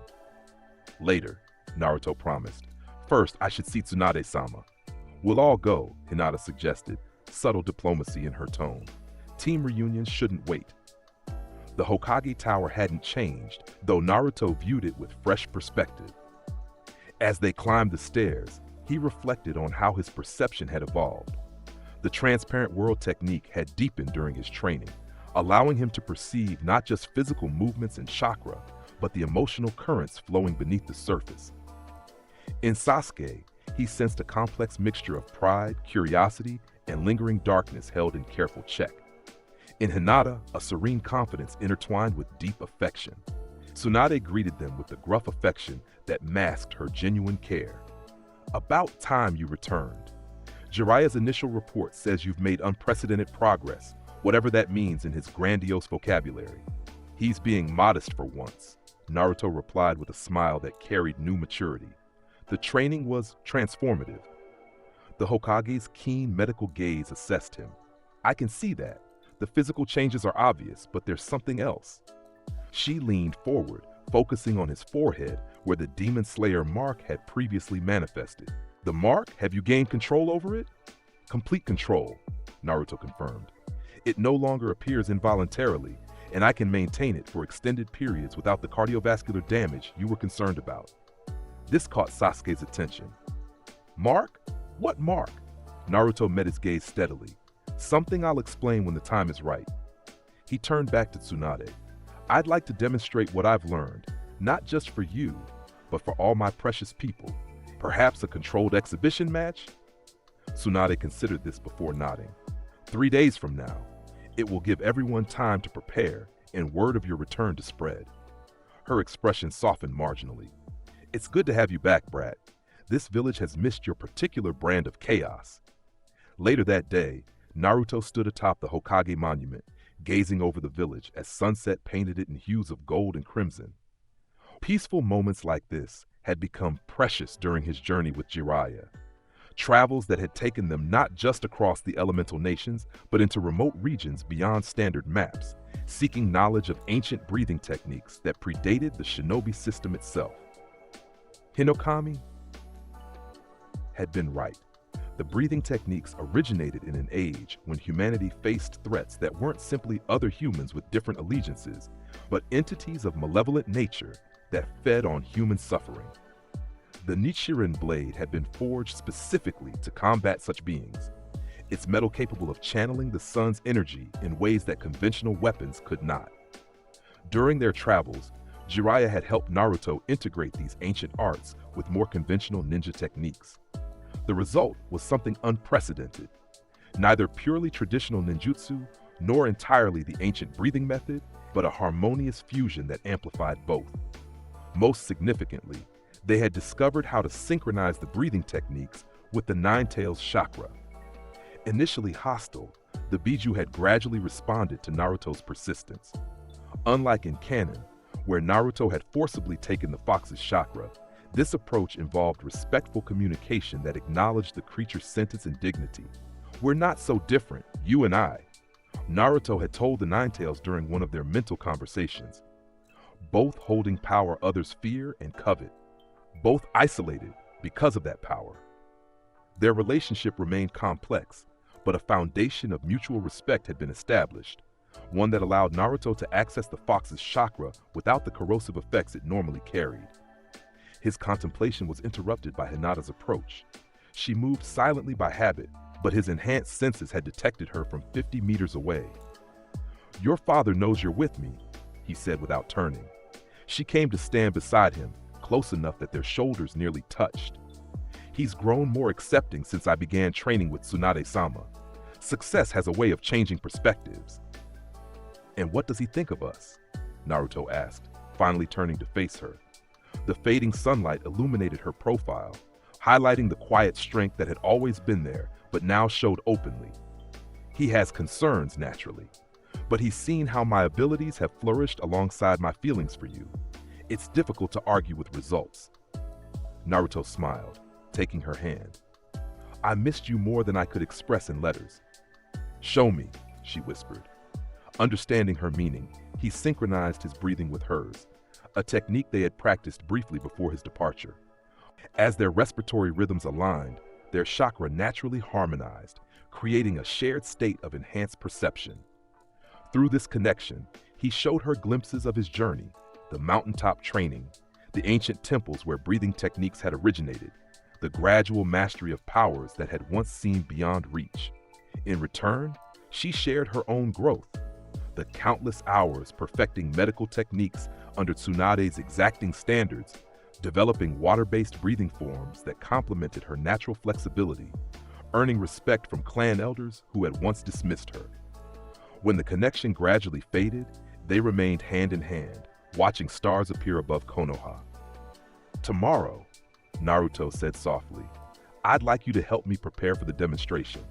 There's something I want to show everyone, a technique Jiraiya and I developed that combines the breathing methods with Rasengan." "The solar Rasengan you mentioned in your letters?" He nodded. "But it works best with a partner whose chakra nature complements mine. Your water affinity creates the perfect balance for my fire." Their conversation continued as night deepened over Konoha. Two young shinobi reconnecting after years apart, their futures intertwining like threads in a tapestry only partially revealed. 3 days later, the village buzzed with anticipation. The training ground had been modified to accommodate spectators, not just shinobi interested in Naruto's development, but civilians drawn by rumors of extraordinary techniques to be displayed. Tsunade had structured the event as a series of exhibition matches rather than true combat, allowing Naruto to demonstrate different aspects of his abilities against various opponents. His first match pitted him against Rock Lee, whose pure taijutsu mastery provided the perfect contrast to Naruto's breathing-enhanced combat style. As they faced each other in the central arena, Lee's enthusiasm was palpable. "Your flames of youth have grown impressively, Naruto-kun. I look forward to testing their intensity." Naruto smiled, dropping into a stance unfamiliar to most observers. "Your hard work has always inspired me, Lee. Let's give everyone a demonstration of true dedication." When Tsunade signaled the start, Lee moved with his characteristic blinding speed, appearing behind Naruto with a powerful kick aimed at his shoulder. What happened next stunned the audience. Without seeming to move, Naruto was suddenly 2 meters to the left, Lee's kick encountering only air. The green-clad shinobi recovered instantly, launching a barrage of strikes that would have overwhelmed most opponents. Yet Naruto evaded each with minimal movement, his body flowing like smoke around solid objects. Total concentration breathing, Naruto announced calmly, his voice carrying clearly despite the intensity of Lee's assault. First form, sunrise stance. With each breath, his movements became more fluid, more precise. Lee's exceptional speed seemed almost pedestrian by comparison. After allowing the taijutsu specialist to demonstrate his full arsenal, Naruto countered with a single, perfect palm strike to Lee's sternum, delivered with such precision that it disrupted his chakra flow without causing injury. Lee stumbled backward, eyes wide with amazement. "Incredible! I could not even track your movement." Rather than pressing his advantage, Naruto bowed respectfully. "Your dedication to taijutsu is unmatched, Lee. The breathing techniques simply allow me to optimize my natural movements." As Lee acknowledged the demonstration's conclusion, murmurs rippled through the audience. Kakashi, watching with his Sharingan uncovered, looked particularly thoughtful. The copy ninja had never seen techniques that his dojutsu struggled to track completely. The second match featured Neji Hyuga, whose Byakugan and gentle fist style presented a different challenge. As they prepared to begin, Naruto drew his Nichiren blade for the first time, the metal gleaming with subtle internal light. "I've been curious about that weapon since your mission to Wave," Neji commented. "My Byakugan sees unusual chakra patterns within the metal itself." "It's called a Nichiren blade," Naruto explained for the benefit of all listening. Forged using methods lost to modern smiths, it responds to the wielder's spirit and breathing techniques in unique ways. Their match began more cautiously than the previous one, with Neji activating his Byakugan to track Naruto's chakra network. The Hyuga prodigy struck first, aiming precise gentle fist strikes at Naruto's Tenketsu points. The Nichiren blade moved in flowing patterns, not just deflecting Neji's attacks, but creating currents of air that disrupted his footwork. "Fifth form, Flame Mirror," Naruto stated, the blade tracing circular patterns that created visible heat distortions in the air. Neji found himself unable to penetrate this defense, his gentle fist strikes redirected by currents of heated air that the Nichiren blade generated. When he attempted his ultimate defense, the kite in rotation, Naruto responded with unexpected strategy. Eighth form, Solar Refraction. The Nichiren blade struck the perimeter of Neji's rotation at precisely the correct angle, causing the Hyuga's own chakra to rebound inward, disrupting his technique from within. As Neji's rotation faltered, Naruto stepped inside his guard with movement too fluid to counter, placing the Nichiren blade gently against his opponent's neck. "Your Byakugan sees chakra pathways perfectly," Naruto acknowledged as they separated. "But the breathing techniques operate on principles that transcend conventional chakra manipulation." Neji bowed with genuine respect. "A valuable lesson. I would be interested in learning more about these techniques." The following matches demonstrated different aspects of Naruto's abilities. Against Tenten, he showed how the breathing techniques enhance conventional weapons handling, moving seamlessly between kunai, shuriken, and the Nichiren blade with unprecedented precision.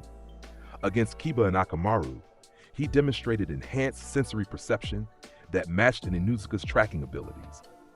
But it was the final exhibition that truly captivated the audience.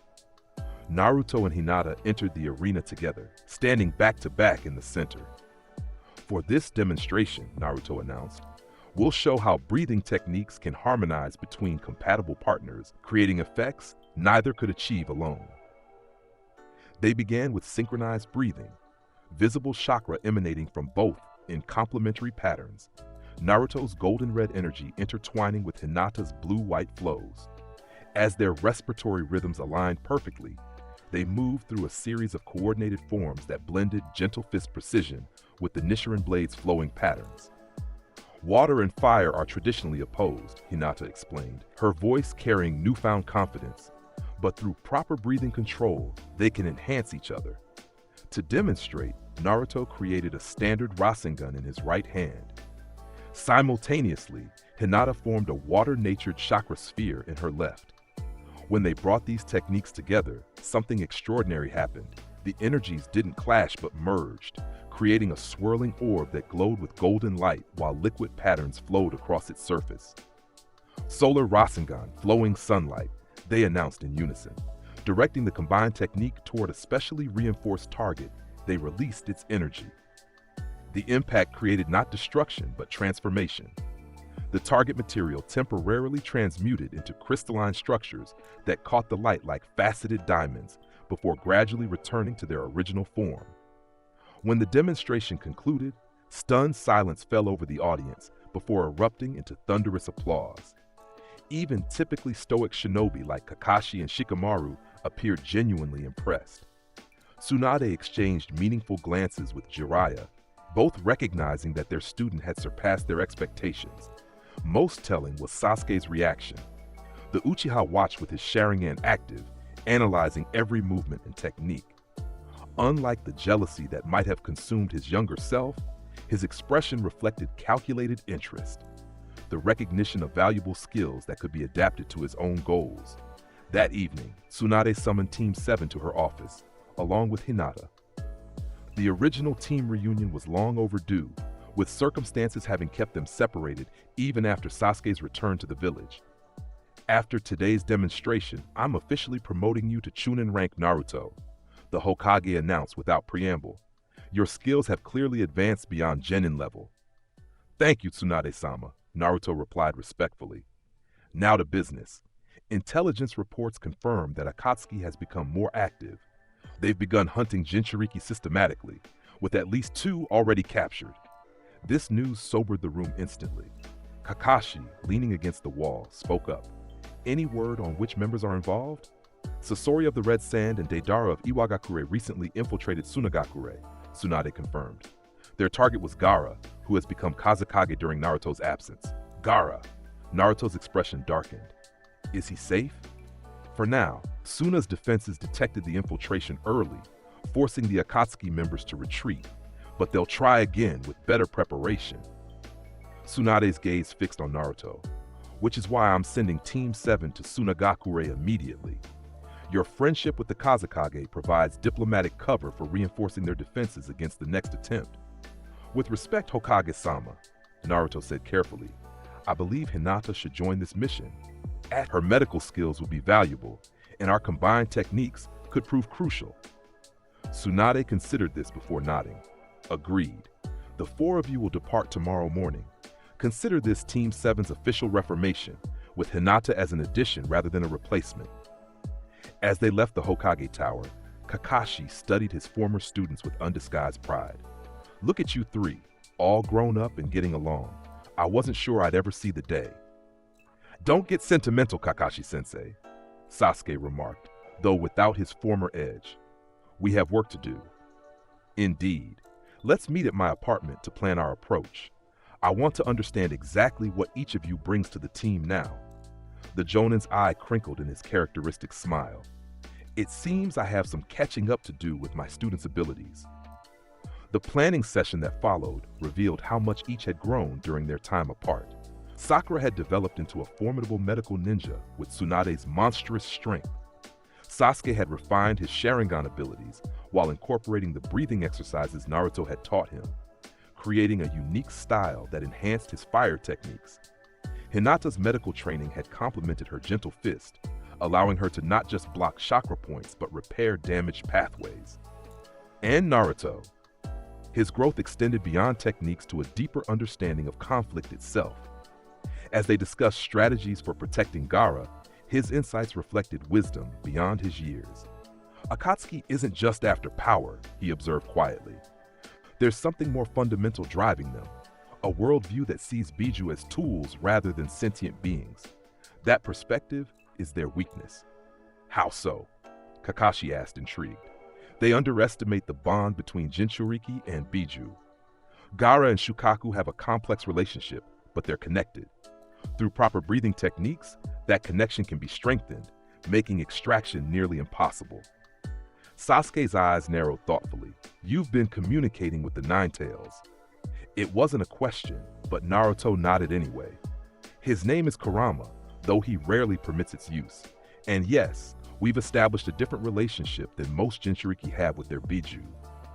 This revelation sparked intense discussion about the nature of Biju and their partnerships with human hosts. By session's end, a comprehensive strategy had emerged. one that didn't just focus on combating Akatsuki directly, but on strengthening Gaara's connection with Shukaku as a preventative measure. The journey to Sunagakure took 3 days, during which the reformed Team 7 settled into new dynamics. Kakashi observed with interest how naturally Hinata integrated with the original trio, her calm presence balancing Naruto's energy, Sasuke's intensity, and Sakura's pragmatism. More fascinating was how the four naturally synchronized their movements while traveling. Without conscious effort, their breathing fell into complementary patterns that optimized their stamina and awareness. When they encountered a small group of bandits near the border, their coordinated response was so efficient that the skirmish ended in seconds, without a single word exchanged between team members. "That was impressive," Kakashi commented afterward. "You're operating like a unit that's been together for years, not days." The breathing techniques create natural harmony between compatible chakra signatures, Naruto explained.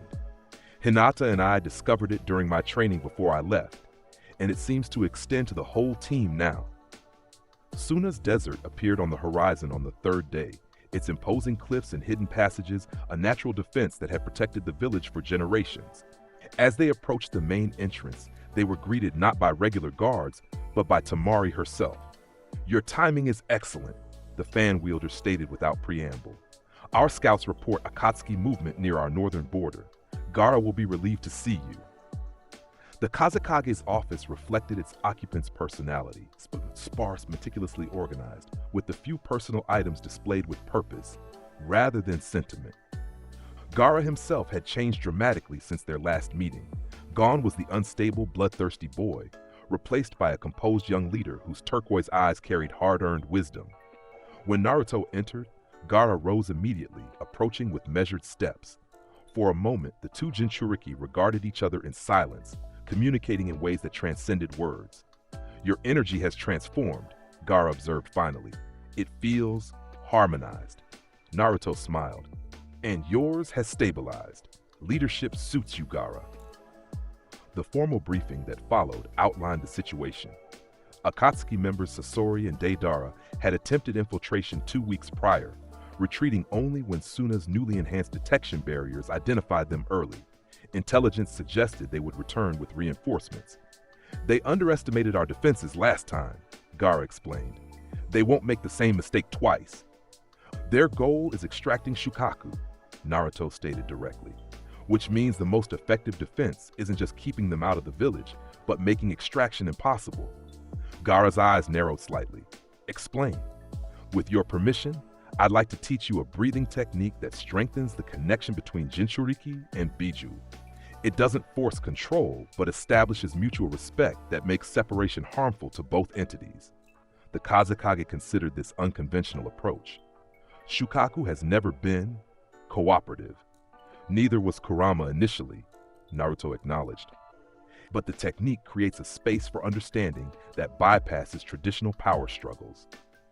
After careful consideration, Gaara agreed to attempt the method. That evening, in a secure chamber deep beneath the Kazekage residence, Naruto guided him through the specialized breathing pattern. Hinata assisted, her Byakugan monitoring their chakra networks to ensure stability during the delicate process. "Breathe from your center," Naruto instructed, demonstrating the technique. "Each breath should reach the space where your chakra and Shukakus intersect." Gaara followed the guidance with characteristic intensity, his breathing gradually synchronizing with a rhythm deeper than his conscious mind. As the technique progressed, sand from his gourd began moving of its own accord, forming patterns on the chamber floor that resembled ancient script. "That's Shukaku responding," Naruto observed quietly to Hinata. The old Tanuki recognizes the technique from centuries past.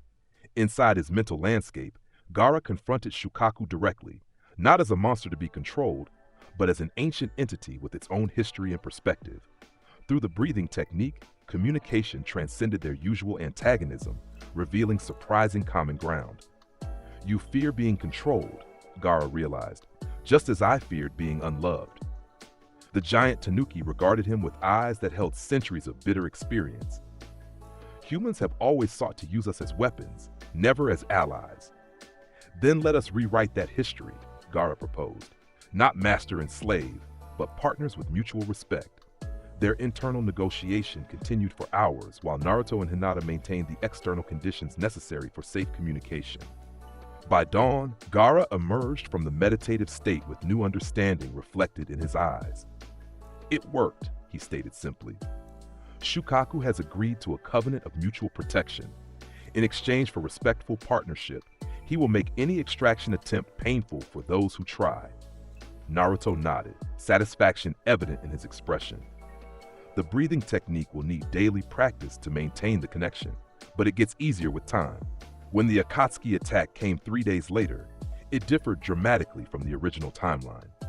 Deidara's aerial assault encountered not just Gaara's sand defense, but a coordinated response from the enhanced Team 7. Sasuke's fire techniques, complemented by breathing-enhanced precision, neutralized the explosive clay before it could detonate. Simultaneously, Sakura and Hinata provided medical support to Suna's defenders, their combined expertise treating injuries with unprecedented efficiency. The battle's turning point came when Sasori revealed his true form, a puppet body containing his human core. His 100-puppet technique created a terrifying display of synchronized destruction, overwhelming Suna's frontline defenses. Naruto stepped forward, drawing his Nichiren blade. Total concentration breathing, ninth form, solar horizon step. What followed astonished even his teammates. Moving with speed that left after images, Naruto flowed through Sasori's puppet army, the Nichiren blades severing their chakra strings with surgical precision. Each cut wasn't just physical but spiritual, disrupting the puppeteer's control at its fundamental level.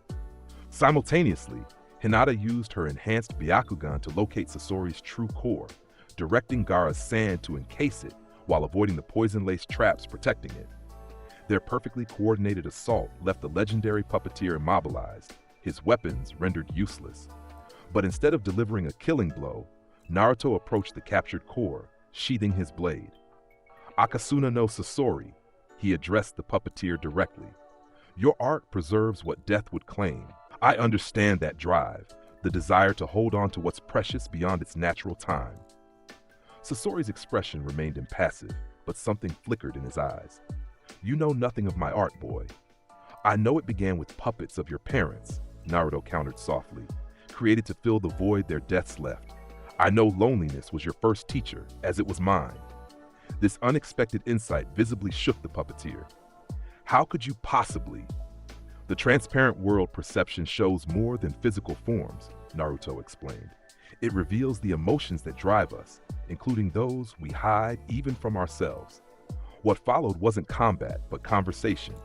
Naruto speaking not to defeat, but to understand. As he had with Gaara years before, he forged a connection based on shared experience rather than opposition. The breathing technique he maintained throughout created an atmosphere where truth became easier to express than deception. "Your grandmother still lives," Naruto told him. Chiyo-Basama never stopped grieving for the grandson she lost to hatred. This revelation struck deeper than any physical attack could have. Sasori's carefully constructed emotional defenses began crumbling, decades of suppressed feelings rising to the surface. Meanwhile, Deidara found himself countered by the combined efforts of Sasuke and Gaara. The Uchiha's Sharingan tracked his aerial movements, while the Kazekage's sand, enhanced by his new connection with Shukaku, reached heights previously unattainable. When Deidara attempted his self-destruction technique as a final resort, Hinata's precise chakra disruption, delivered through a water-breathing enhanced strike, neutralized the explosion before it could form. By battle's end, both Akatsuki members had been captured rather than killed, an outcome that diverged dramatically from the original timeline. More significantly, Gaara remained safely in possession of Shukaku, their newly established partnership having proven its worth in combat. The aftermath brought another unexpected development. Under careful supervision, Naruto was permitted to speak with the captured Akatsuki members. His conversations with Sasori gradually revealed crucial intelligence about the organization's structure, including the existence of a mysterious leader known only as Pain, who possessed the legendary Rinnegan. Most surprising was Sasori's gradual shift in perspective. The breathing techniques Naruto demonstrated offered an alternative approach to preserving what was precious, not through physical puppetry, but through spiritual connection that transcended death itself. Your grandmother performed a forbidden technique to bring back the dead once, Sasori revealed during one conversation. But what you've shown me suggests a different path, maintaining connections without violating natural law. The breathing techniques don't conquer death, Naruto acknowledged. They simply allow us to accept it without being destroyed by loss. Before Team 7 departed Tsunagakure, a historic meeting took place between Sasori and his grandmother Chiyo, a reconciliation that would have been unimaginable in the original timeline.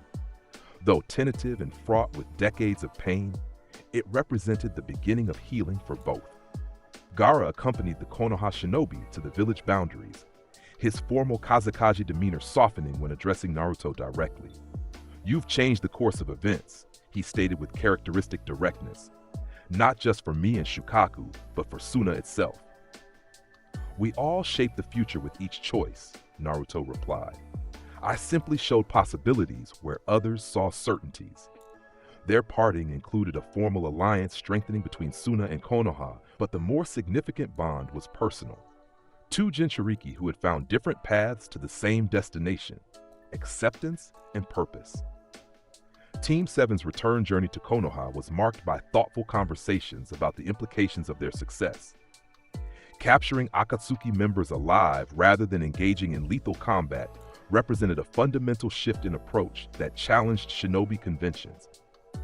The breathing techniques offer alternatives to killing, Naruto explained as they made camp one evening. They can disrupt chakra without permanent damage, allowing space for understanding rather than just victory. "Not all enemies will be receptive to understanding," Sasuke pointed out pragmatically. "Itachi has reasons we don't yet comprehend," Naruto finished quietly. "The glimpses I've seen through the transparent world suggest his path is more complex than it appears." This statement caught Sasuke's full attention. "What do you mean?" "The emotional currents beneath his actions are inconsistent with someone who killed for power or test his abilities. There's pain there and sacrifice." Naruto met his teammate's intense gaze steadily. "I don't have answers yet, Sasuke, but I believe finding truth is more important than executing vengeance." Their conversation was interrupted by a messenger hawk from Konoha, bearing urgent instructions from the Hokage. Kakashi read the scroll with growing concern. "Change of plans," he announced. "We're to proceed immediately to a location called Tenchi Bridge. One of Sasori's former spies has arranged to meet us there with critical intelligence about Orochimaru, and potentially Akatsuki as well." The rendezvous point was located in neutral territory between the Land of Fire and the Land of Sound, a strategic choice that suggested the informant feared reprisals from multiple sources. As Team 7 approached cautiously, the weather deteriorated, rain shrouding the ancient bridge and mist that limited visibility. "Perfect conditions for an ambush," Sasuke observed quietly. Naruto closed his eyes briefly, enhancing his perception through controlled breathing. "There are 3 chakra signatures on the bridge. One is fluctuating unnaturally, and," his eyes snapped open, "someone else is watching from the tree line. Someone powerful." Kakashi nodded, having sensed the same presence. "We proceed according to plan, but stay alert. Hinata, maintain Byakugan surveillance of our perimeter." The contact on the bridge wore a hooded cloak that concealed their features. As Team 7 approached openly, the figure turned, revealing a face that caused Sasuke to tense visibly. Kabuto Yakushi, Orochimaru's right hand. "Unexpected," Kakashi murmured. According to Sasori, his spy was embedded in Orochimaru's organization, not one of his known associates. Before they could process this discrepancy, the situation deteriorated rapidly. Kabuto's form seemed to ripple, chakra fluctuating violently before his features melted away, revealing Orochimaru himself. "How disappointing," the Sanin hissed, yellow eyes gleaming with malice. "I had hoped Sasori would come personally to meet his spy. Instead, I find Konoha's most interesting team." His gaze fixed on Naruto with particular interest, including the boy with the unusual blade. Naruto stepped forward, hand resting on the Nichiren blade's hilt, but not drawing it. "This isn't coincidence. You've been expecting us." Perceptive as ever, Orochimaru acknowledged with a cold smile. "Sasori's network has been compromised for months. His spy serves me now, as does all his intelligence. The situation balanced on a knife's edge, with combat seemingly inevitable. Yet Naruto made an unexpected choice. Rather than drawing his weapon, he adopted a breathing stance that Jiraiya had helped him develop specifically for high-tension negotiations. Total concentration breathing, truth perception. The technique wasn't combative but analytical, enhancing his ability to discern falsehood from truth. Through the transparent world's enhanced perception, he studied Orochimaru's emotional currents beneath the surface deception. "You're not here for combat," Naruto stated with quiet certainty.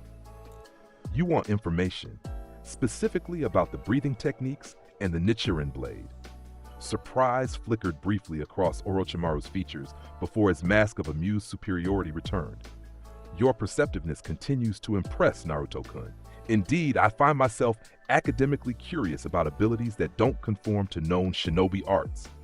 Knowledge exchange rather than combat," Naruto proposed carefully, ignoring Sasuke's sharp glance of disapproval. "Information about Akatsuki in return for limited insights about the breathing technique's historical origins." Kakashi stepped forward, voice low. "Naruto, this isn't authorized." "It's the optimal solution," Naruto countered quietly. "Violence here serves no one's interests, and Orochimaru possesses intelligence about Akatsuki that could save lives." What followed was unprecedented. A carefully negotiated exchange conducted on neutral ground, with both sides maintaining combat readiness while engaging in measured dialogue. Orochimaru revealed crucial details about Akatsuki's organizational structure, confirming the existence of pain in his Rinnegan, while elaborating on the extraction process used to remove Biju from Jinchuriki. In return, Naruto shared historical context about the breathing techniques, information already documented in ancient texts, rather than practical instruction that could be weaponized. He explained their origin in an age predating the shinobi system, when different threats had required different defenses. The techniques were developed to combat entities that fed on human suffering, Naruto explained, his voice carrying across the rain-soaked bridge. Beings that couldn't be defeated through conventional means because they existed partially outside physical reality. Orochimaru's scientific curiosity was evident in his focused attention. And the blade? Its composition doesn't match any known metal. Nichiren metal absorbs sunlight and can channel the energy generated by proper breathing. The forging process is lost to history. This was partially true. While Naruto knew more details, he provided only what was already documented in historical records. As their unusual exchange concluded, Orochimaru made one final observation that resonated beyond the immediate circumstances. "We live in transitional times, Naruto-kun. The old systems are failing, while new possibilities emerge." His serpentine eyes studied the young shinobi with analytical precision. "Your breathing techniques represent a bridge between ancient wisdom and future potential, much like Jinchuriki themselves stand between human and Biju nature." With these cryptic words, the Sannin departed, melting into the rain-swept forest without hostilities erupting. Team 7 remained vigilant until certain of his departure, then regrouped to assess this unexpected outcome. "That was risky," Kakashi observed, though without direct criticism, "but potentially valuable. The intelligence about Akatsuki's extraction process gives us strategic advantages we didn't have before." Sasuke, however, was less approving. "Sharing any information with Orochimaru is dangerous. He adapts and weaponizes knowledge more effectively than anyone." "I shared only historical context, nothing practical," Naruto assured him. "More importantly, I confirmed something critical through the truth perception technique. Orochimaru is terminally ill. His interest in the breathing techniques isn't just academic. He's seeking alternatives to his current body transfer method." This revelation shifted the entire context of their encounter. Sakura, who had remained watchful throughout the exchange, spoke up thoughtfully. "Could the breathing techniques actually help with cellular regeneration? From a medical perspective, they do enhance natural healing processes." Naruto nodded. "That's partly why he's curious. The techniques were originally developed to combat corruption that was both physical and spiritual, not unlike the deterioration he's experiencing from his forbidden techniques." As they journeyed back to Konoha, Their discussions evolved from the immediate tactical implications to broader strategic considerations. The intelligence gathered would prove crucial in the coming months, particularly regarding Akatsuki's methodology and timeline. More significantly, this encounter marked a philosophical shift in Team 7's approach to conflict resolution. Naruto's breathing-enhanced perception had identified alternatives to combat that achieved superior outcomes, a lesson that would prove invaluable as greater challenges emerged. Upon their return to Konoha, Tsunade received their report with mixed emotions. Approval of the intelligence gathered balanced against concern about setting precedent for negotiation with known enemies. Yet the undeniable results spoke for themselves. Critical information obtained without casualties, and potential insights into Orochimaru's vulnerabilities that might prove strategically valuable. In the weeks that followed, Team 7's unique composition and capabilities led to specialized assignments targeting Akatsuki's operations throughout the elemental nations. Their missions focused not just on direct confrontation, but on dismantling the organization's support networks and intelligence apparatus. During this period, Naruto and Hinata's relationship deepened naturally. Their complementary breathing techniques created a foundation of understanding that transcended conventional communication. Training sessions evolved into shared meditative practices where their chakra naturally harmonized, creating a connection that others could sense but not fully comprehend. One evening, after particularly intensive training, they sat together on the Hokage monument overlooking the village. The sunset painted Konoha in hues of gold and amber. The fading light catching on the Nishirin blade laid carefully beside them. "There's something I haven't told anyone else," Naruto said quietly, "about the breathing techniques and their ultimate purpose." Hinata's attentive silence encouraged him to continue. "Hinokami, the entity who first guided me to the techniques, explained that they weren't just developed for combat. Their highest application was healing the division between humans and the natural world." His eyes tracked the interplay of light and shadow across the village below. The techniques at their most advanced level can purify corrupted chakra and restore natural balance. "Like what you did with Gaara and Shukaku," Hinata observed. "That was just the beginning. According to Hinokami, the most advanced practitioners could heal spiritual wounds across entire regions." His voice carried quiet wonder at the possibility. Imagine that applied to the cycle of hatred that drives the shinobi world, not controlling or suppressing conflict, but addressing its root causes. Hinata considered this with characteristic thoughtfulness. That would require understanding beyond combat application, seeing the underlying connections between all living things. Exactly. Naruto turned to face her directly, blue eyes reflecting the fading sunlight.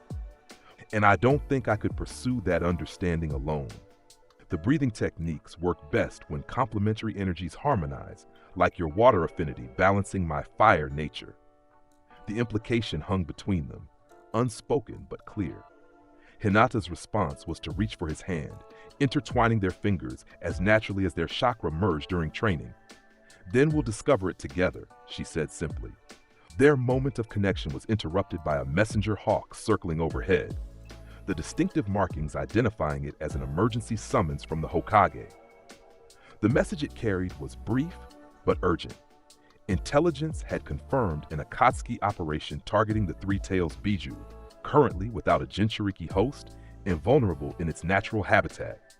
Team 7's mission was clear: prevent the capture and protect the free-roaming Biju from being weaponized. Within hours, they were en route to a remote lake region where the massive turtle-like entity had been sighted. The misty landscape surrounding the lake created perfect conditions for ambush from multiple directions. As they established a perimeter, Hinata's Byakugan proved invaluable, detecting movement beneath the water's surface where the Three Tails lurked. "Its chakra is turbulent," she reported. "Not aggressive exactly, but deeply disturbed. It's as if it's caught in some kind of traumatic loop." Naruto nodded, his own enhanced perception confirming her assessment. Biju without hosts often struggle with coherent consciousness. Without a Jinchuriki to provide focus, their energy disperses across multiple dimensions. Their analysis was interrupted by the arrival of unexpected allies, a team from Kirigakure led by the young Mizukage, Mei Terumi. Relations between Kiri and Konoha had historically been tense, but shared concerns about Akatsuki had created temporary alignment of interests. The three tales originated in Kiri's waters, Mei explained during their hasty strategic council. We have historical records of its behavior patterns and vulnerabilities that may prove useful. More surprising was the presence of a child named Yukimaru among the Kiri contingent, a boy with unusual chakra that seemed to resonate with the three tales' own energy. Mei explained his significance with careful diplomacy. Yukimaru doesn't possess enough chakra to become a proper Jinchuriki, but he has a natural affinity for communicating with the three tales. Previous Kiri leadership attempted to weaponize this connection, unsuccessfully. The boy himself remained silent during these discussions, his pale features revealing little emotion.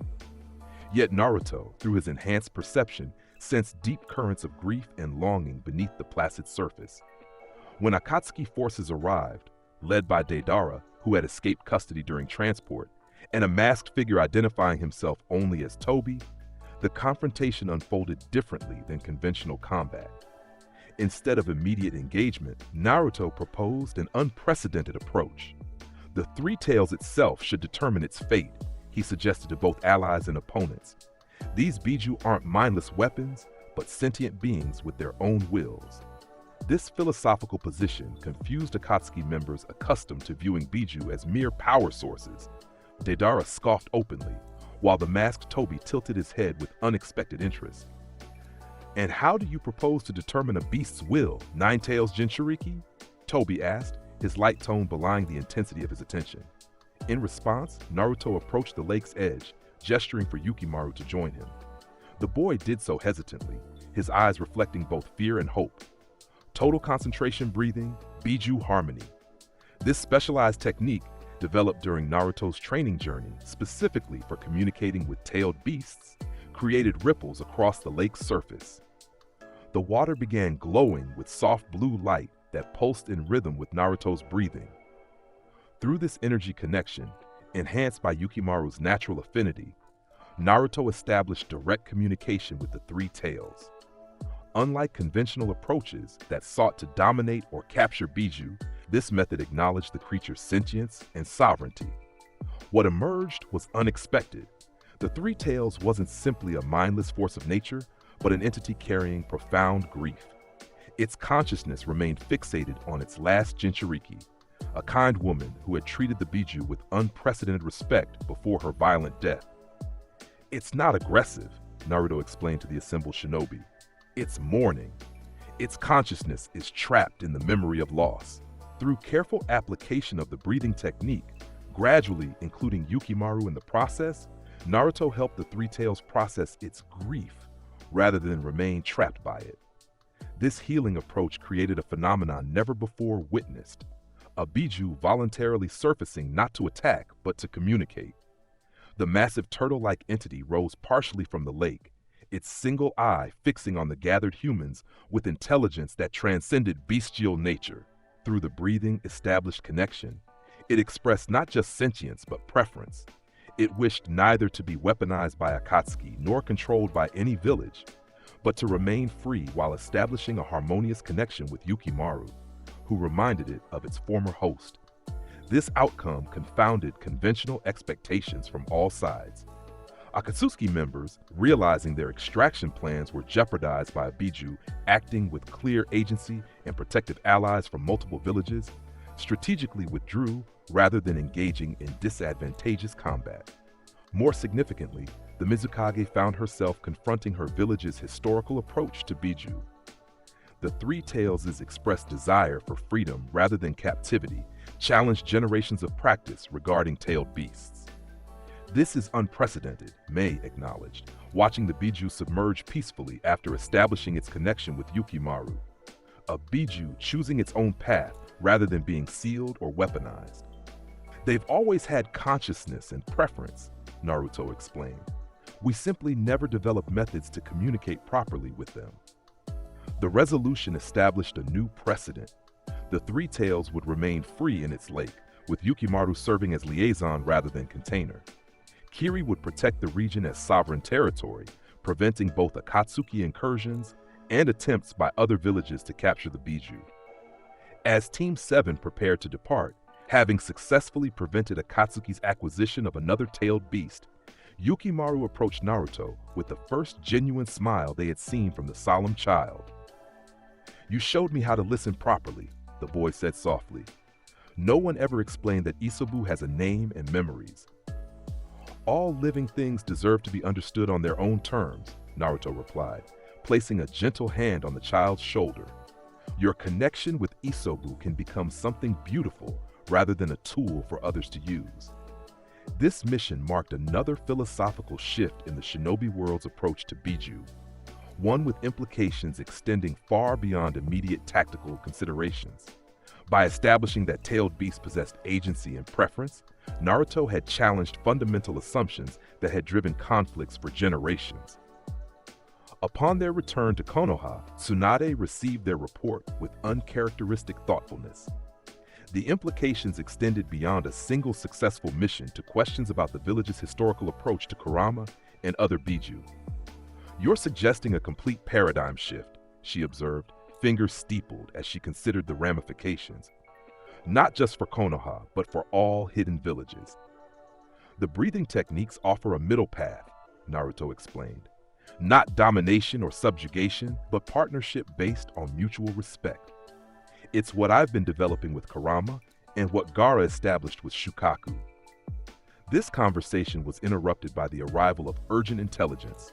Akatsuki members had been spotted near the fire temple, apparently targeting the pseudo-Jinchuriki monk Sora, who possessed fragments of Kurama's chakra from an earlier incident. Team 7's response to this threat demonstrated their growing coordination as a unit. Rather than conventional pursuit, they employed a strategy that utilized each member's specialized abilities. Hinata's Byakugan tracking, combined with Sasuke's speed, allowed them to establish the enemy's precise location, while Sakura prepared medical countermeasures for the unusual chakra condition affecting Sora. The Akatsuki members they encountered, Hidan and Kakuzu, presented uniquely challenging abilities. Hidan's immortality through ritualistic techniques and Kakuzu's multiple hearts had made them virtually unkillable through conventional means. Yet Naruto approached this confrontation differently than in the original timeline. Rather than focusing on physical destruction, he targeted the spiritual foundations of their techniques. "Your immortality relies on specific spiritual conditions," he told Hidan as they faced each other in a forest clearing, the Nichiren blade gleaming in the dappled sunlight. The breathing techniques were specifically developed to counter such unnatural states. Hidan's response was predictably profane, his scythe whirling in patterns designed to draw blood for his ritual. Yet when the Nichiren blade intercepted the weapon, something unprecedented occurred. The metal began glowing with internal light, a reaction that visibly disturbed the immortal cultist. "What the hell is that blade?" Hidan demanded, genuine uncertainty replacing his usual sadistic confidence. "Nichiren metal responds to spiritual corruption," Naruto explained, maintaining perfect breathing rhythm despite the combat intensity. "Your techniques violate natural balance, extending life through sacrificing others." While this confrontation unfolded, Sasuke engaged Kakuzu with precisely controlled fire techniques enhanced by breathing methods. Rather than attempting to destroy the ancient ninja's multiple hearts directly, he targeted the chakra threads connecting them to the main body. The coordinated assault forced both Akatsuki members to reveal more of their abilities than intended. When Hidan attempted to complete his ritual circle, Hinata's water-based breathing technique, flowing purification, disrupted the spiritual energy required for the ceremony. Simultaneously, Sakura located Sora, stabilizing his fluctuating chakra with medical techniques enhanced by breathing methods Naruto had taught the team. This prevented the pseudo-Jinchuriki from losing control and becoming vulnerable to Akatsuki's extraction attempts. The battle's turning point came when Naruto fully activated the Demon Slayer mark, the flame pattern appearing on his forehead as his breathing reached perfect harmony. Unlike previous manifestations, this activation came without physical strain, evidence of his mastery over the once dangerous technique. Solar breathing, 13th form, Daybreak Judgment. The technique manifested as golden light extending from the Nichiren blade in patterns too precise to evade. When it contacted Hidan, it didn't destroy his immortal body, but rather severed the spiritual connection, maintaining his unnatural state. The Jashin cultist collapsed, still alive but no longer immortal, his connection to the malevolent deity disrupted at its fundamental level. Kakuzu, witnessing his partner's unprecedented defeat, attempted to retreat strategically. Yet Sasuke, whose Sharingan had evolved through incorporating breathing techniques, intercepted him with precision that the ancient ninja couldn't counter. Your hearts collect experiences across centuries, Sasuke observed as they clashed. But they've become corrupted by hatred and greed, distorting your original purpose. This insight, gleaned through the enhanced perception provided by combining Sharingan with breathing techniques, struck Kakuzu more deeply than physical attacks. For the first time in generations, the ancient ninja found himself fronting the gradual corruption of his original goals, how survival had transformed into avarice and skill into cruelty. Rather than destroying Kakuzu completely, Team 7 employed a coordinated technique that Naruto and Hinata had developed specifically for spiritual purification. Their complementary breathing methods, solar and flowing forms, created a containment field that neutralized Kakuzu's multiple hearts without destroying the consciousness they contained. The aftermath left both Akatsuki members alive, but fundamentally changed, their abilities disrupted at spiritual rather than merely physical levels. This outcome allowed for unprecedented intelligence gathering, as both could provide insights into Akatsuki's operations without the typical loyalty that would have prevented cooperation. More significantly, this encounter demonstrated an entirely new approach to combat against supposedly immortal opponents, focusing on the spiritual foundations of their techniques rather than attempting to overcome physical invulnerability directly. Upon returning to Konoha with their captives, Team 7 found themselves the center of increasing attention. Their consistent success against Akatsuki through unorthodox methods had attracted notice not just within the village, but across the shinobi world. Jiraiya, recently returned from his own intelligence-gathering mission, requested a private meeting with Naruto to discuss developments of particular significance. Your breathing techniques have drawn attention from unexpected quarters, the Sannin explained in the security of Tsunade's private office. Not just Akatsuki and Orochimaru, but older powers that typically remain uninvolved in shinobi conflicts. Naruto nodded, unsurprised. Hinokami mentioned that the techniques originated with orders that predated the hidden village system. Some must still exist in isolated regions. Precisely. I've encountered representatives from temples in the Land of Iron and beyond who recognize the breathing patterns you've demonstrated. They're calling it the return of the sun breathers, apparently a tradition they believed extinct for centuries. This confirmation of Hinokami's teachings carried implications beyond immediate tactical considerations. If other practitioners of ancient breathing methods still existed, they represented potential allies or complications in the ongoing conflict with Akatsuki. Before they could explore these possibilities further, however, Konoha's intelligence network delivered urgent news. Itachi Uchiha had been sighted traveling alone, separated from his Akatsuki partner Kasame. More unusually, he appeared to be deliberately leaving a trackable trail, behavior inconsistent with his typical methodical caution. "It's an invitation," Sasuke stated flatly when informed. "He wants me to find him." "Not just you," Naruto countered thoughtfully. The pattern of his movements suggests he's accounting for a team pursuit, not a single tracker. He's expecting Team 7, not just an avenging brother. This assessment shifted the strategic calculations significantly. If Itachi was deliberately drawing them into an encounter, it suggested motives more complex than simple confrontation. Through the transparent world perception, Naruto had glimpsed emotional currents in Itachi that contradicted the conventional narrative of a clan killer consumed by power lust. After intensive deliberation, Tsunade authorized a carefully structured mission. Team 7 would track and engage Itachi with primary objectives of intelligence gathering and, if possible, capture rather than elimination. The presence of the full team would provide balanced capability while preventing Sasuke from being isolated for individual targeting. Their pursuit led them to a remote compound in the borderlands between the Land of Fire and the Land of Rain, an ancient Uchiha hideout where Itachi awaited alone. The structure's design incorporated symbolic elements that Sasuke recognized from clan history, suggesting deliberate choice rather than random convenience.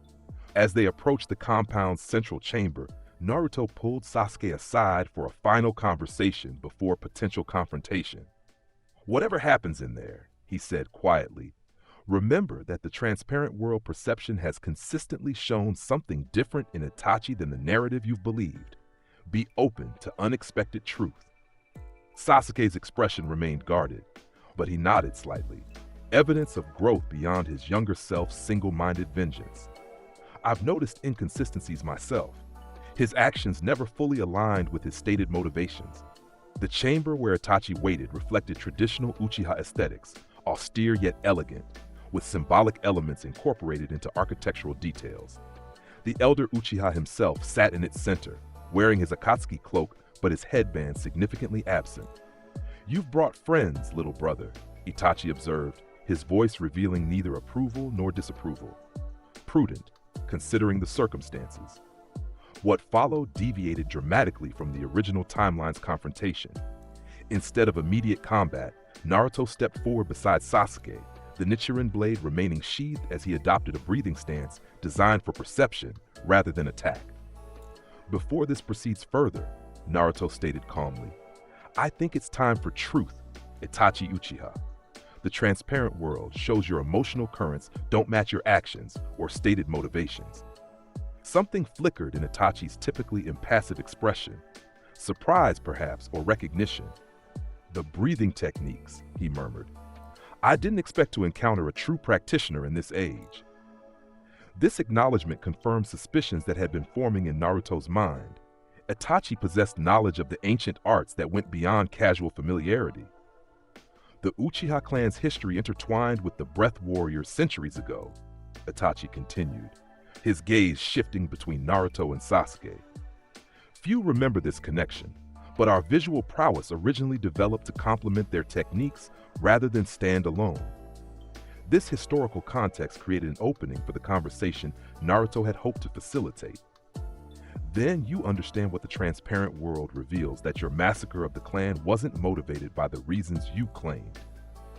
Sasuke tensed beside him, decades of hatred warring with newfound uncertainty. "What game is this, Itachi?" "No game, little brother." For the first time, genuine emotion cracked through Itachi's carefully maintained facade.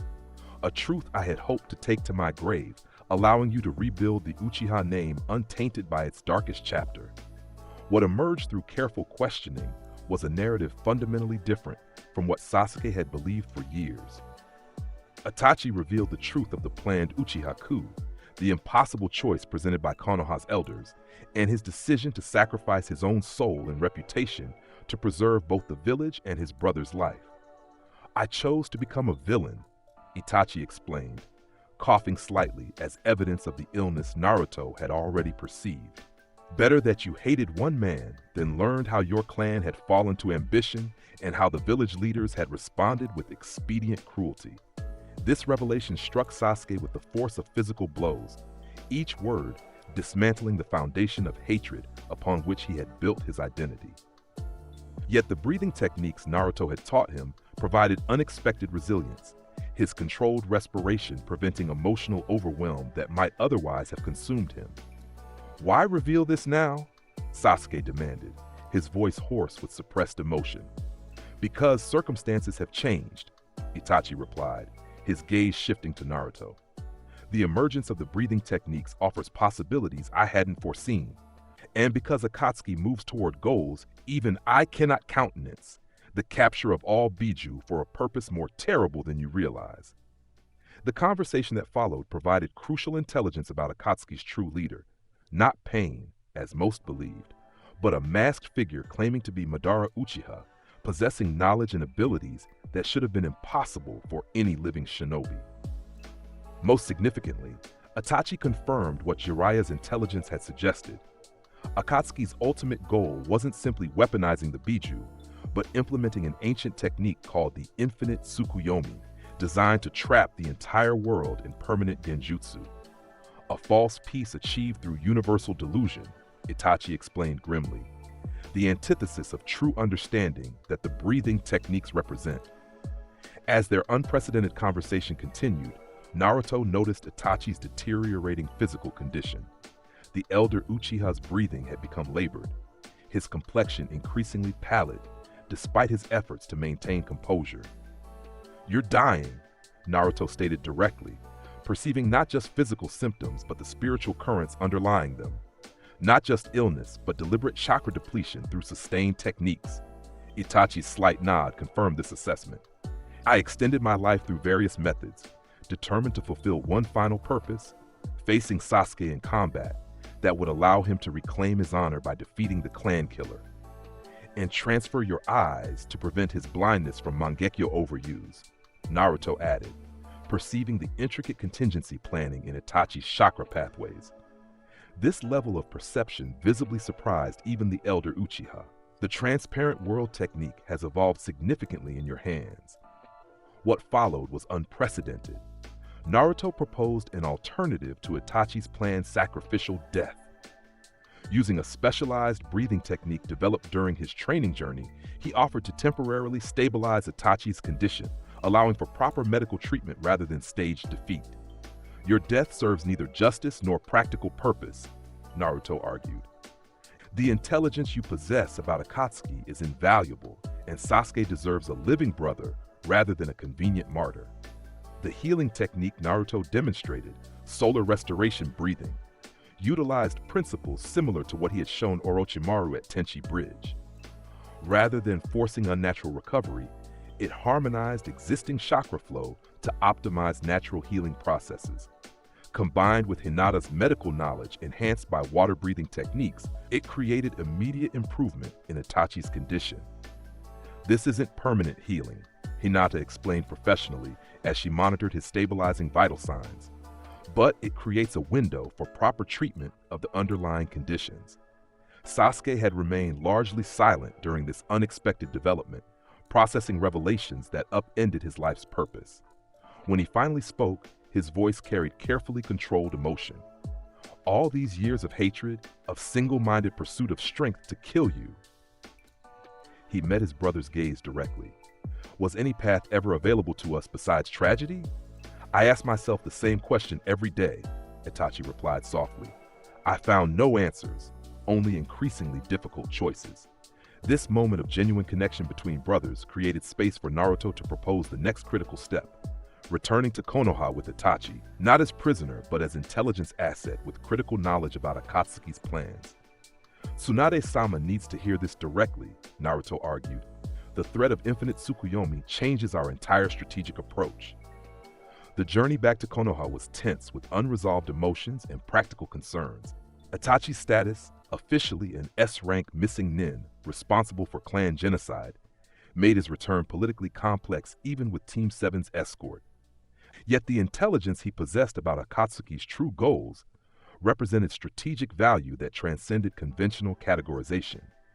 What none of them anticipated was the direct intervention awaiting them near Konoha's borders, Danzo Shimura and his root operatives moving to intercept based on their own surveillance network's information. "The clan killer cannot be permitted to reach the village," Danzo stated flatly, his visible eye cold with calculation, "regardless of whatever story he's convinced you to believe." This confrontation represented danger beyond mere combat.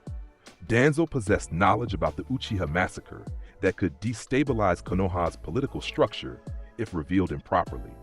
Moreover, his root operatives represented elite shinobi specifically trained to operate without emotional constraints. Yet Naruto approached this situation with the same philosophical shift he had applied to previous conflicts, seeking understanding rather than victory, truth rather than dominance. "You were there when the decision was made," he stated directly to Danzo, his breathing technique enhancing perception of the elder's emotional currents beneath his controlled exterior. "You presented Itachi with an impossible choice: kill his clan or watch them all die, including Sasuke." This direct confrontation with buried truth visibly unsettled Danzo, despite his decades of emotional control. You speak of matters beyond your understanding, Jinchuriki. The transparent world reveals what you've hidden. Naruto continued steadily, not just from others, but from yourself. The guilt beneath your certainty, the fear beneath your strength.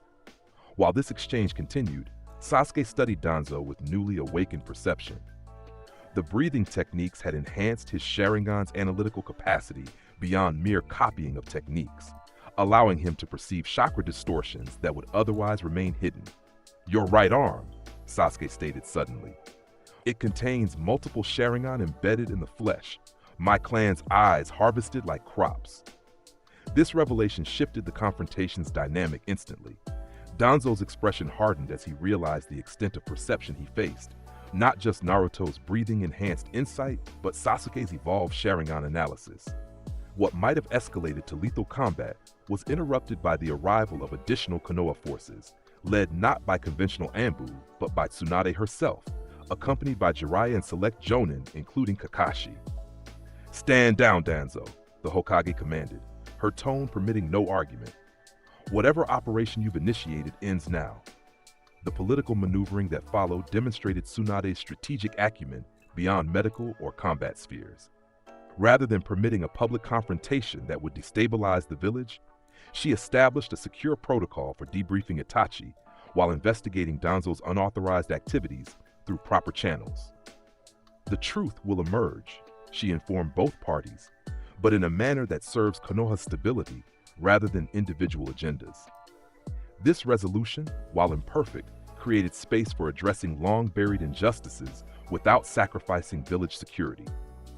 Itachi was placed under restricted protection rather than imprisonment, allowing both medical treatment for his condition and thorough debriefing about Akatsuki's plans. More significantly, this incident accelerated Sasuke's evolution beyond revenge-centered identity. The breathing techniques provided essential emotional regulation during a period when the foundations of his worldview underwent seismic reconstruction. "The techniques you taught me," he acknowledged to Naruto during a private conversation days later, "they've become more than combat methods. Without them, I would have been consumed by this revelation." "That's their true purpose," Naruto explained. "The ancient practitioners understood that mastering one's breath meant mastering one's spirit, not suppressing emotion, but channeling it constructively." While Konoha processed these internal revelations, intelligence from Jiraiya's network confirmed accelerating Akatsuki movements. Their failure to capture the three tails and the loss of multiple members had apparently forced a change in operational strategy. Rather than methodical collection of all Biju, they appeared to be focusing resources on specific high-value targets. Most concerning was intelligence suggesting that Pain, Akatsuki's apparent leader, had begun preparations for direct assault on Konoha itself, potentially targeting both Naruto and village infrastructure simultaneously. Jiraiya, whose extensive intelligence network had provided this critical warning, proposed an unprecedented preventative measure, directly infiltrating Amegakure, Pain's operational base, to gather tactical intelligence before the assault could materialize. "It's high risk," the Sanin acknowledged during the mission planning session, "but necessary. If Pain is indeed a Rinnegan user, as reports suggest, we need detailed understanding of his capabilities before confrontation." What Jiraiya didn't articulate, but Naruto perceived through their connection, was the personal element underlying this professional assessment. Pain's suspected identity connected to Jiraiya's past, specifically orphan children he had trained in Ame decades earlier during previous conflicts. "You believe Pain is Nagato," Naruto stated directly, his enhanced perception cutting through layers of implication. "Your former student who possessed the Rinnegan." Jiraiya's surprise at this insight quickly transformed to rueful acknowledgement. "Your perception continues to impress, kid. Yes, the intelligence suggests Nagato survived and transformed into something I wouldn't have recognized, physically or philosophically." This personal connection created both vulnerability and opportunity in the proposed mission. Naruto immediately volunteered to accompany his mentor, arguing that his breathing techniques offered unique advantages for infiltration and potential negotiation. If Pain is indeed your former student, he reasoned, then the connection between you might create opportunities beyond combat. The breathing techniques allow communication that transcends conventional limitations. After intensive deliberation, a compromise emerged. Jiraiya would lead the infiltration with Naruto as support, while the remainder of Team 7 prepared Konoha's defenses against potential assault if their mission failed. This approach balanced risk mitigation with exploiting the unique capabilities Naruto's breathing techniques offered. Omegakure lived up to its name when they arrived. Perpetual rainfall, creating both concealment and tracking challenges as they navigated its industrial landscape. The city's architecture reflected its history of conflict. Fortified structures designed to withstand both external assault and internal unrest, with extensive systems for monitoring movement throughout its territories. The rain itself is infused with chakra, Naruto observed as they established a secure position in the city's peripheral district. It functions as a sensory network, tracking foreign chakra signatures throughout the region. Jiraiya nodded, impressed by this perception. Which is why conventional infiltration typically fails here.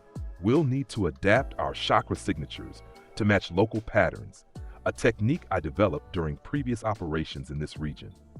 The breathing methods Naruto had mastered provided unexpected advantages in this environment. By synchronizing his respiratory rhythm with the rainfall's pattern, he could temporarily harmonize his chakra with the ambient energy, creating brief windows of effective invisibility to the sensory network. Their methodical exploration of Omegakure revealed a population that viewed Pain not as oppressor, but as divine protector, a god figure who had ended decades of exploitation by outside powers. This theological dimension added complexity to their mission, suggesting that Pain's authority derived from more than mere force. When they finally encountered Pain directly, the confrontation differed significantly from the original timeline. Rather than ambush and immediate combat, Naruto's enhanced perception allowed them to detect the approach of multiple bodies sharing the same chakra signature, the Six Paths technique that made Pain so formidable. They're not individuals, but aspects of a single consciousness, Naruto explained as they prepared for engagement. Each body specializes in different abilities, but they're controlled by a central will located elsewhere.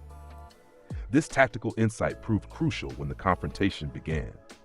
Pain's opening statement revealed both philosophical position and personal history. The great Jiraiya sensei returns to Omegakure, accompanied by Konoha's Jinchuriki. Have you come to witness the peace your teachings helped create? The irony in this question carried genuine pain beneath its surface, which Naruto detected through his enhanced perception. Rather than engaging immediately in combat, he employed the communication-focused breathing technique that had proven effective with Biju.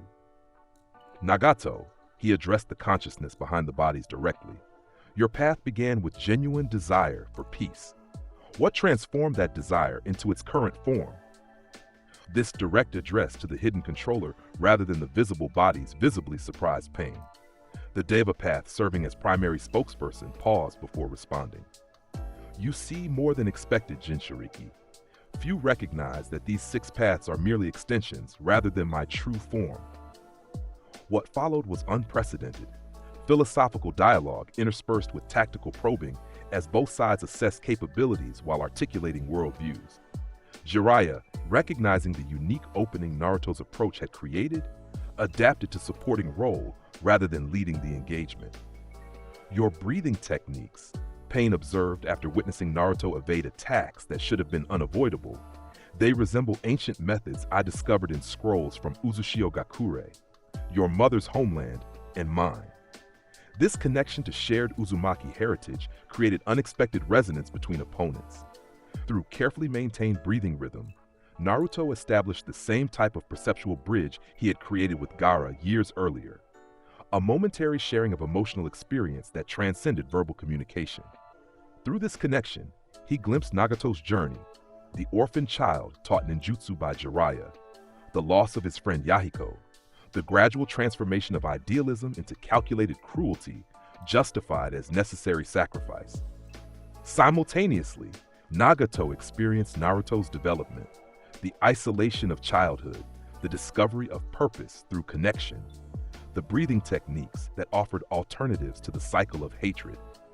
This spiritual bridge lasted mere seconds before Naruto forcibly severed it, disturbed by its implications. Yet it created context that transformed the subsequent combat from mere power contest to meaningful communication through action. When Pain deployed his full arsenal, the specialized abilities of all 6 bodies coordinated in perfect synchronization, Naruto responded with breathing techniques specifically calibrated to each opponent. The Pretapath's ability to absorb chakra encountered the Nichiren Blade's solar energy, which operated on principles that transcended conventional absorption. The Asura Path's mechanical enhancements found themselves countered by breathing patterns that disrupted their chakra-based functionality. Jiraiya, despite his legendary status, found himself in supporting role rather than primary combatant, a position he adapted to with characteristic flexibility. His sage techniques complemented Naruto's breathing methods, creating combinations that even Pain's divided attention struggled to counter effectively. The battle's turning point came when Naruto fully activated the Demon Slayer mark, the flame pattern manifesting on his forehead as his breathing achieved perfect harmony. Unlike previous manifestations, this activation came with complete control, allowing sustained implementation without physical deterioration. Total concentration breathing, divine solar mandala. This technique, representing the pinnacle of what Jiraiya and Naruto had developed during their training journey, manifested as concentric circles of golden energy extending outward from his position.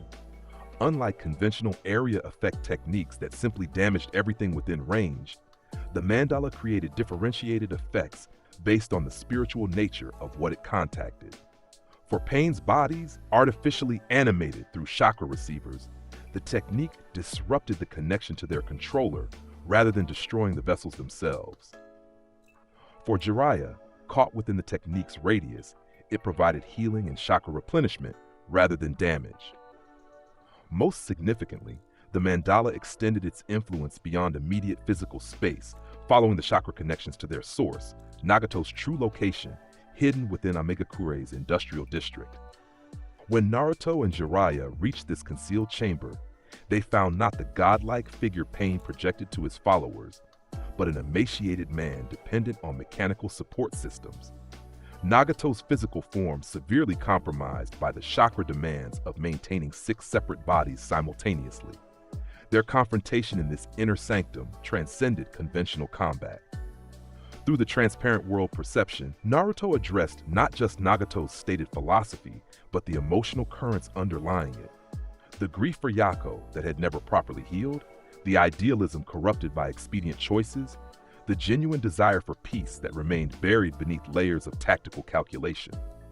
Your method seeks to end hatred by establishing superiority so absolute that resistance becomes unthinkable, Naruto observed, maintaining the breathing rhythm that enhanced his perception.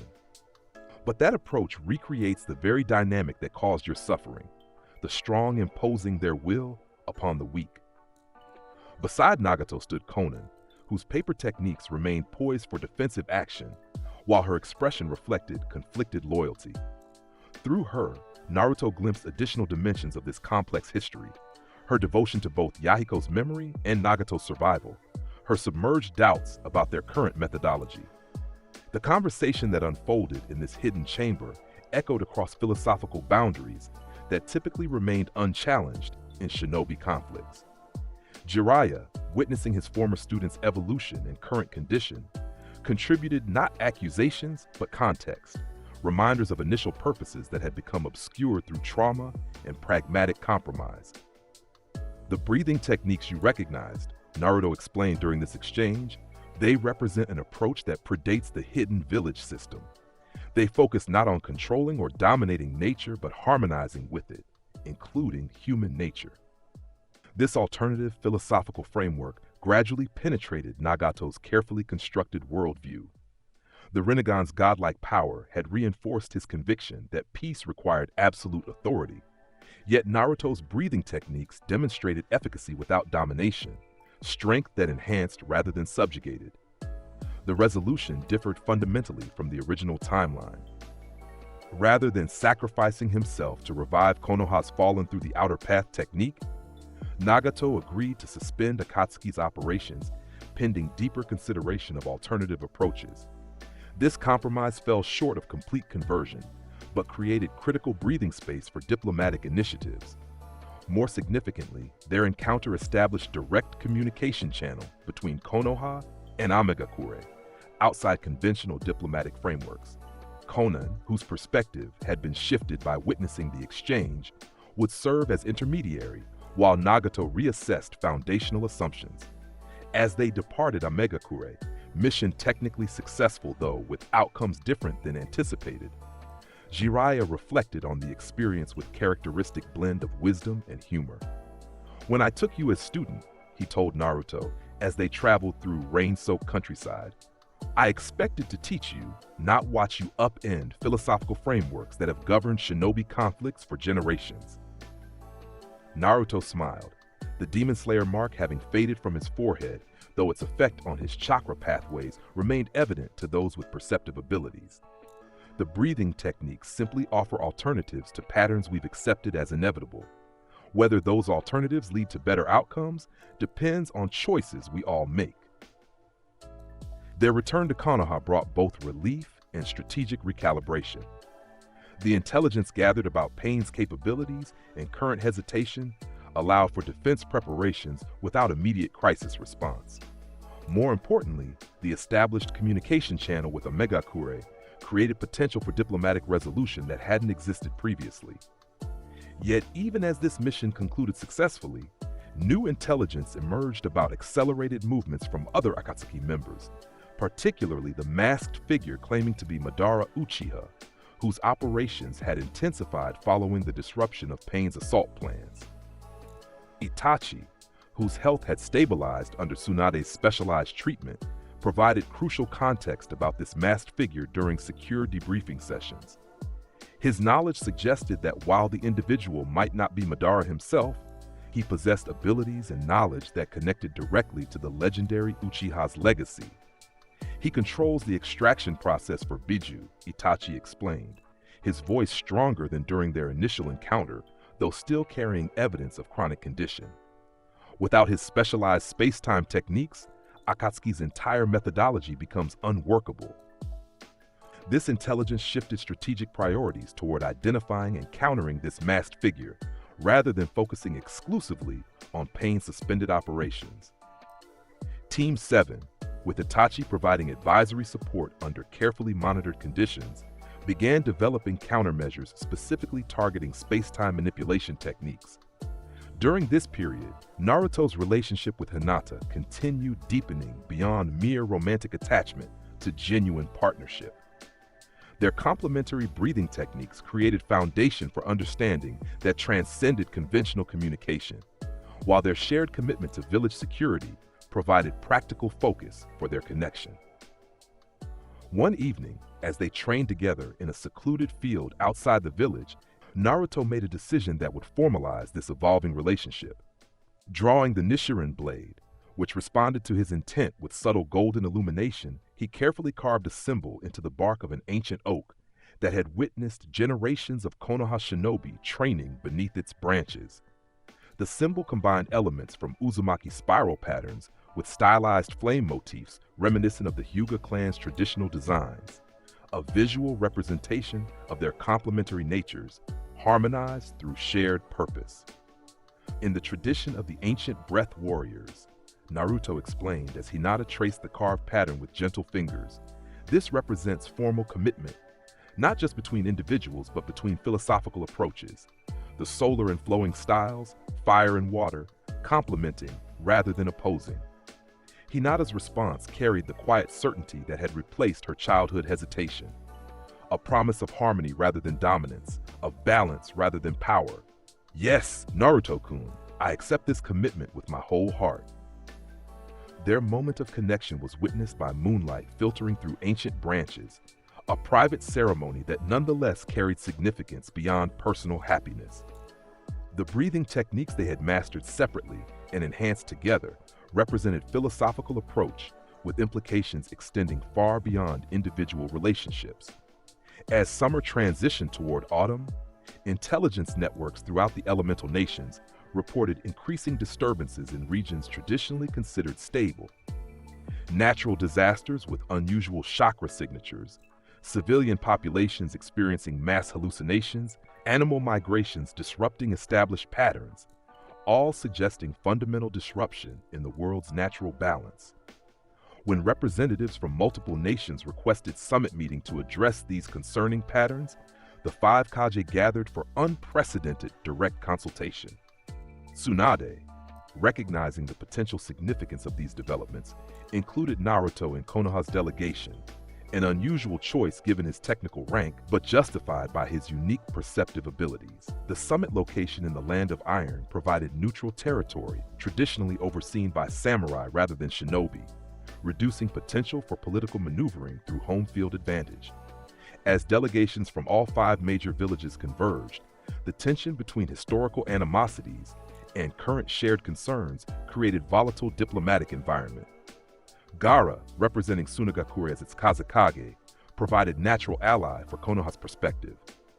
His own experience with breathing techniques that Naruto had shared created foundation for understanding that transcended conventional diplomatic frameworks. The Mizukage, Mei Terumi, similarly approached discussions with openness shaped by her experience during the Three Tails incident. The remaining Kage, A from Kumagakure and Onoki from Iwagakure, maintained traditional caution regarding Konoha's initiatives, their perspectives shaped by generations of intermittent conflict. The summit's early proceedings focused on practical security concerns, intelligence sharing regarding Akatsuki movements, coordinated response to unusual natural phenomena, protection protocols for remaining Jinchuriki. Yet underlying these tactical discussions ran deeper philosophical currents regarding the nature of shinobi world order itself. It was during these proceedings that the masked figure, now identifying himself as Toby rather than Madara, made his dramatic appearance. Unlike the original timeline, where his intervention had focused on declaring war, his approach now seemed calculated to disrupt emerging cooperation between villages. How amusing to see the five Kage huddled together like frightened children. He announced from position that should have been impossible to reach through conventional means, discussing symptoms while remaining blind to cause. His appearance triggered immediate defensive responses from all delegations, yet Naruto approached the situation differently. Through the transparent world perception, enhanced by breathing techniques specifically developed for identifying disguised chakra signatures, he studied the masked figure with analytical precision. "You're not Madara," he stated with quiet certainty that carried throughout the chamber. "Your chakra signature contains elements of Uchiha heritage, but overlaid with extensive modification, particularly in your right side, which contains tissue with entirely different genetic origin." This level of perception visibly unsettled the masked figure, whose body language shifted from calculated confidence to wary reassessment. "The breathing techniques," he observed, single visible eye narrowing behind his orange mask. "I didn't expect to encounter a true practitioner in this generation." What followed wasn't the declaration of war from the original timeline, but something more complex, philosophical challenge to the summit's underlying assumptions about shinobi world order.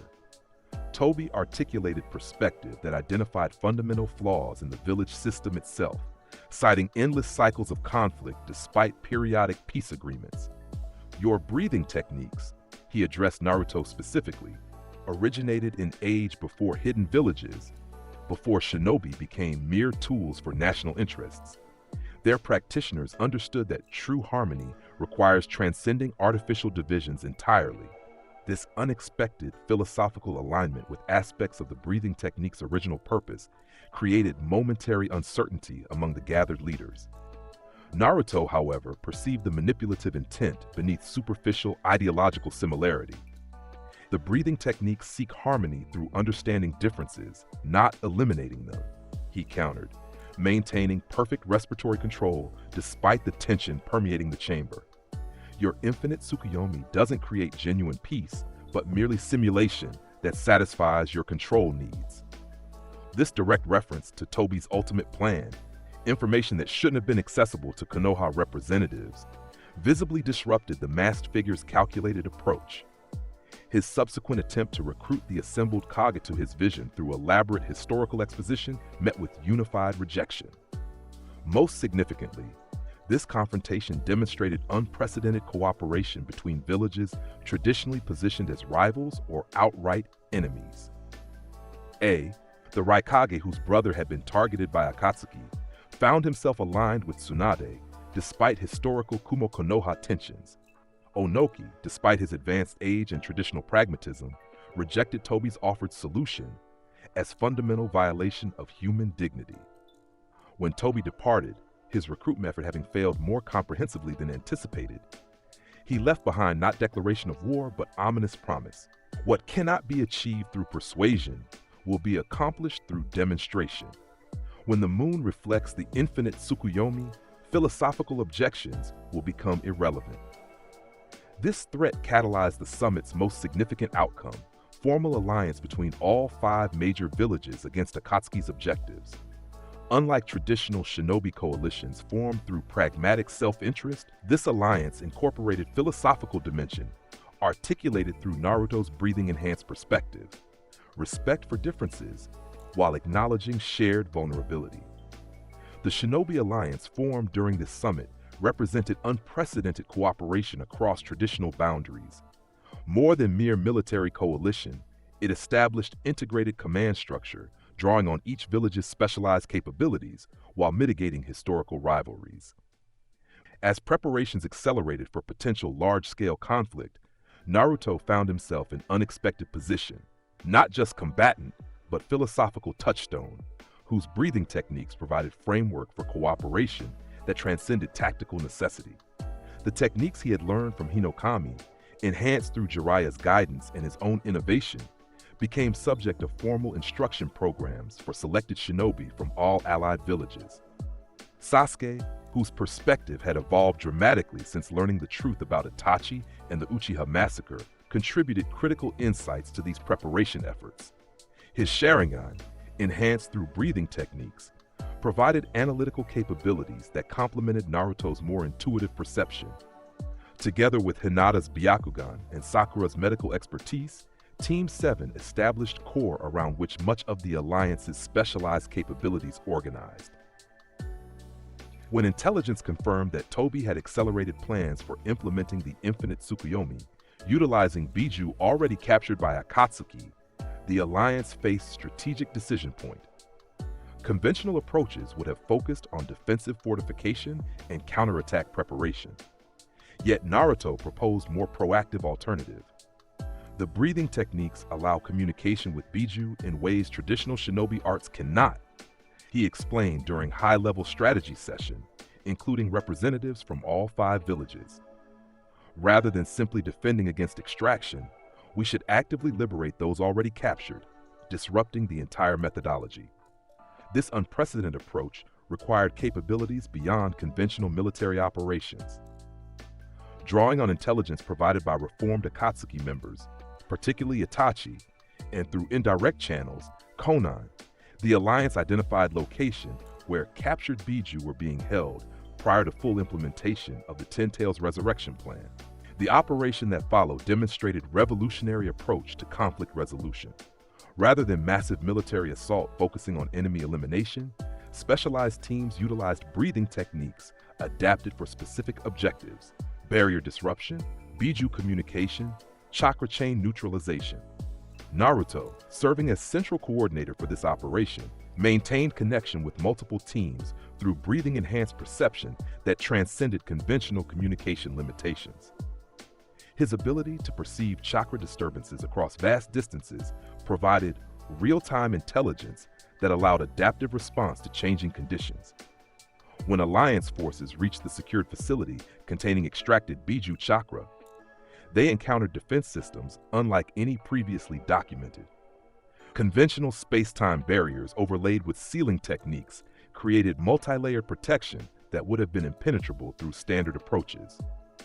Here, the breathing techniques demonstrated their revolutionary potential. Naruto, working in perfect coordination with Hinata, established respiratory rhythm that harmonized with the barrier's fluctuation pattern. Rather than attempting to overpower the defenses through superior force, the traditional shinobi approach, they identified resonant frequencies that allowed passage without disruption. Once inside the facility, they confronted not just the physical containers holding Biju chakra, but the spiritual implications of extraction itself. Unlike conventional perspective that viewed Biju as mere energy sources, Naruto's approach acknowledged their sentience and sovereignty. Through specialized breathing technique, Biju harmony evolved beyond what he had employed with Gaara and the Three Tails. He established direct communication with the fragmented consciousness of extracted Biju.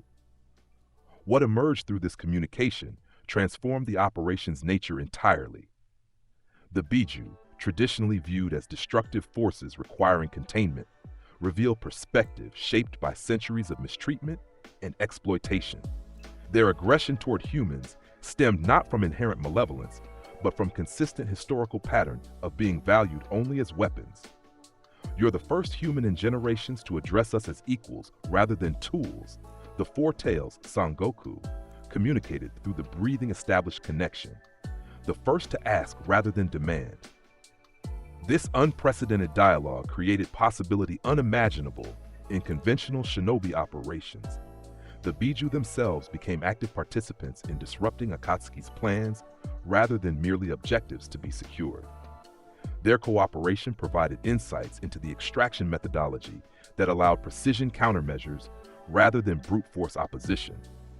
When Toby arrived with remaining Akatsuki forces to defend the facility, he encountered situations fundamentally different from anticipated resistance.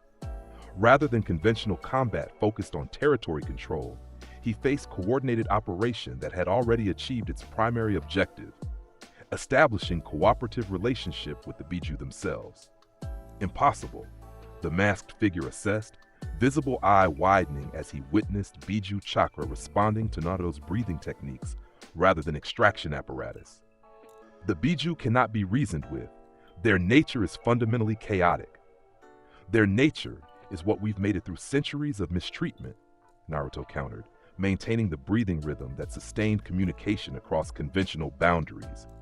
They remember time before shinobi villages, before being divided and weaponized. They remember being whole. This reference to the Biju's original unified form, the 10 tails from which the Sage of Six Paths had created individual tailed beasts, struck deeper than physical attacks could have. It suggested understanding of history that should have been inaccessible to modern shinobi, particularly one of Naruto's generation. The confrontation that followed transcended conventional combat to become philosophical contest manifested through technique. Toby's space-time manipulation, allowing intangibility and instantaneous transportation, represented approach based on transcending natural limitations through technical superiority. Naruto's breathing techniques, enhancing perception and communication across conventional boundaries, embodied philosophy of harmonizing with natural principles rather than overcoming them. When Toby attempted to initiate extraction protocol, despite the facility's compromised status, he encountered resistance from unexpected source, the Biju themselves, coordinating through the communication framework Naruto's breathing techniques had established. Their collective resistance, informed by unprecedented cooperation, disrupted the chakra flow patterns necessary for the Ten Tails resurrection. This disruption created critical vulnerability in Akatsuki's methodology. Without the structured extraction process, Toby's grand strategy for implementing infinite Tsukuyomi became temporarily unworkable. This tactical victory, significant in itself, carried larger philosophical implications about cooperation versus control as operational principles. As Alliance forces secured the facility and began systematic dismantling of extraction apparatus, Toby withdrew through his space-time technique. Not defeated completely, but strategically compromised in ways that would require fundamental recalibration of his approach. The operation's success represented more than tactical victory. It demonstrated viability of approach to conflict resolution that prioritized understanding over domination, communication over subjugation. The Biju, traditionally viewed as threats requiring containment, emerged as potential allies whose cooperation offered possibilities beyond conventional shinobi paradigms. In the operation's aftermath, Alliance leadership faced unprecedented question. What relationship should exist between humans and Biju moving forward? Traditional approaches would have focused on resealing these powerful entities into carefully selected Jinchuriki, maintaining the control-based paradigm that had defined previous generations. Naruto proposed alternative framework based on principles underlying the breathing techniques. The Biju aren't tools or weapons, but conscious entities with their own perspectives and purposes. Our relationship should be based on mutual respect rather than domination. This philosophical position, radical by conventional standards, found unexpected support from multiple quarters, particularly Gaara, whose transformed relationship with Shukaku provided practical example of alternative approach, and the Mizukage, whose experience with the Three Tails had already challenged traditional assumptions. The resulting agreement established new paradigm for human-Biju relations. Rather than forced sealing, Biju would maintain independence while establishing communication channels with selected representatives from allied villages. These representatives, chosen for compatibility rather than power potential, would serve as liaisons rather than containers. This revolutionary approach represented practical implementation of philosophical principles underlying the breathing techniques. Harmony through understanding differences rather than eliminating them, strength through cooperation rather than domination. While not universally embraced initially, its demonstration of effective alternatives to traditional power dynamics created foundation for evolutionary rather than revolutionary change. As alliance forces consolidated these gains, intelligence networks reported Toby's strategic regrouping. Having failed to implement the Ten Tails resurrection through captured Biju, he has shifted focus to alternate methodology, utilizing fragments of the original Ten Tails preserved from ancient times. This approach, while less optimal than his original plan, still presented existential threat to the allied nations. The conflict that emerged from this strategic realignment became known as the Fourth Shinobi World War, though it differed fundamentally from previous global conflicts. Rather than villages fighting each other for territorial or resource advantages, this war pitted unified alliance against Toby's vision of transcending the physical world entirely through genjutsu-based false reality. The war's early phases demonstrated revolutionary impact of breathing techniques on conventional military operations. Naruto, working with alliance leadership, implemented training programs that taught basic respiratory control to standard combat units. Even simplified versions of these techniques created significant advantages: enhanced stamina, improved coordination, greater situational awareness. More specialized applications emerged through collaboration between practitioners with complementary capabilities. Hinata's water-based breathing techniques, when coordinated with Suna's wind users, created detection systems that identified enemy movements across vast distances. Sasuke's fire-enhanced breathing, combined with Iwa's earth techniques, established defensive perimeters that responded adaptively to different attack types. The breathing technique's most revolutionary impact, however, emerged in confronting Toby's primary strategic asset, the reanimated shinobi controlled through Kabuto's Edo Tensei technique. These undead combatants, possessing their original abilities without vulnerability to conventional damage, had represented insurmountable challenge in traditional combat paradigms. Naruto, drawing on the breathing technique's original purpose of addressing entities existing partially outside conventional reality, developed specialized application specifically targeting the spiritual components of reanimation.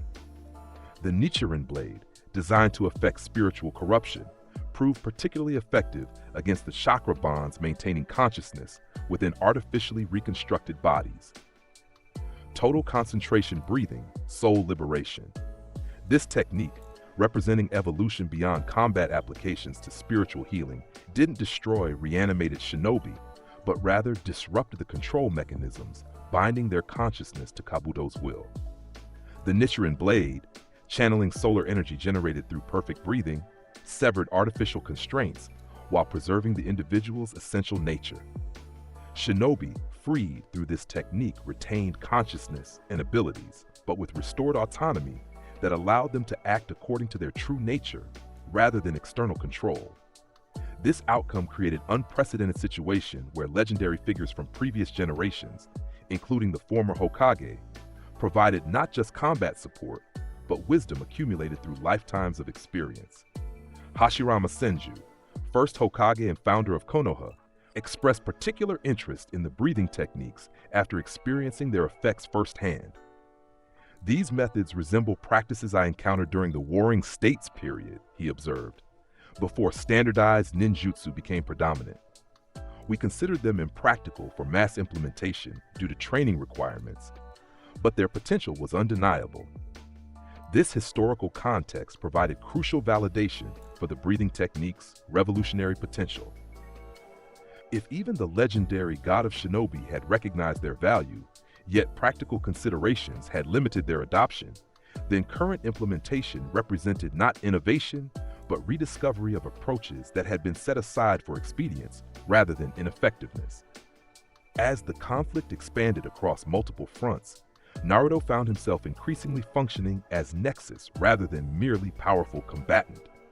His breathing-enhanced perception allowed coordination across distances that would have required multiple communication relays through conventional methods. Combined with his established connections to the Biju, this capability created unprecedented command and control functionality that adapted fluidly to changing battlefield conditions. The war's decisive phase began when Toby, having partially succeeded in implementing alternative methodology for the Ten Tails resurrection, deployed this immensely powerful entity against Alliance forces. Unlike the complete Ten Tails of ancient legends, this reconstructed version possessed tremendous power, but fragmented consciousness, more weapon than sentient being. Conventional military response would have focused on containing or defeating this entity through superior force, an approach that previous experience with Biju had consistently proven ineffective. Naruto instead applied lessons from earlier Biju liberation, utilizing breathing techniques to establish communication with whatever consciousness remained within the reconstructed Ten Tails. Total concentration breathing, celestial communion. This technique, representing pinnacle of what Naruto had developed through years of practice and innovation, transcended conventional limitations of space and time. The Nichiren blade, responding to his perfect breathing rhythm, generated golden energy that extended beyond physical boundaries to connect with the Ten Tails' fragmented consciousness directly. Through this connection, Naruto perceived not chaos or malevolence, but profound suffering, the entity's fundamental nature disrupted and corrupted through forced reconstruction that prioritized power over wholeness. Unlike smaller Biju, whose individual personalities had developed over centuries of separate existence, the Ten Tails represented primordial force whose artificial resurrection created existential dissonance. This insight transformed the strategic approach entirely.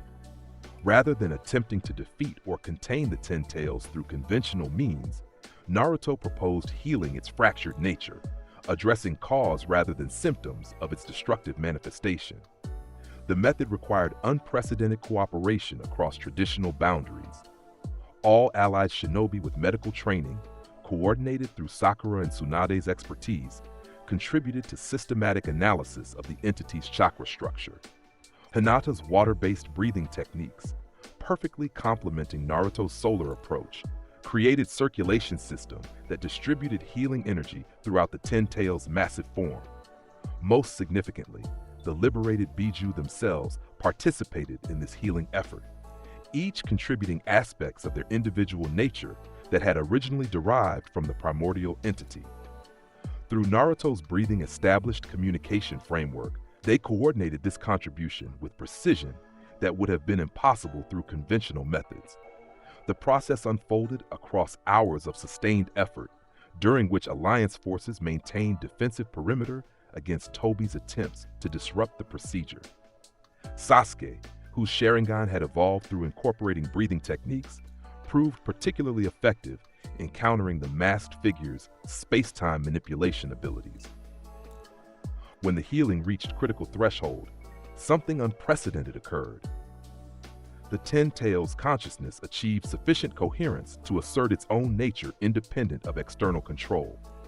Rather than the mindless destructive force Toby had intended to weaponize, It manifested awareness that transcended human conceptualization. Through the breathing established connection, Naruto perceived aspects of this awareness, not through conventional communication, but direct spiritual resonance that transcended linguistic limitations.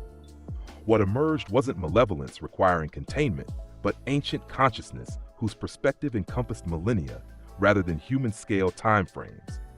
The entity, liberated from artificial constraints imposed through forced resurrection, made decision that no human calculator could have anticipated. Voluntary dissolution back into constituent energies rather than continued existence in corrupted form. This choice, representing exercise of autonomy rather than submission to external control, demonstrated fundamental principle underlying the breathing techniques. Harmony achieved through respecting natural principles rather than imposing artificial order. As the Ten Tails dissolved, releasing massive chakra waves that Alliance forces had prepared to channel safely, Toby's grand strategy collapsed definitively. Without the primordial entity to serve as conduit for the infinite Tsukuyomi, his vision of transcending physical reality through mass genjutsu became technically unworkable. This strategic defeat created opportunity for direct confrontation that had previously been deferred through tactical maneuvering.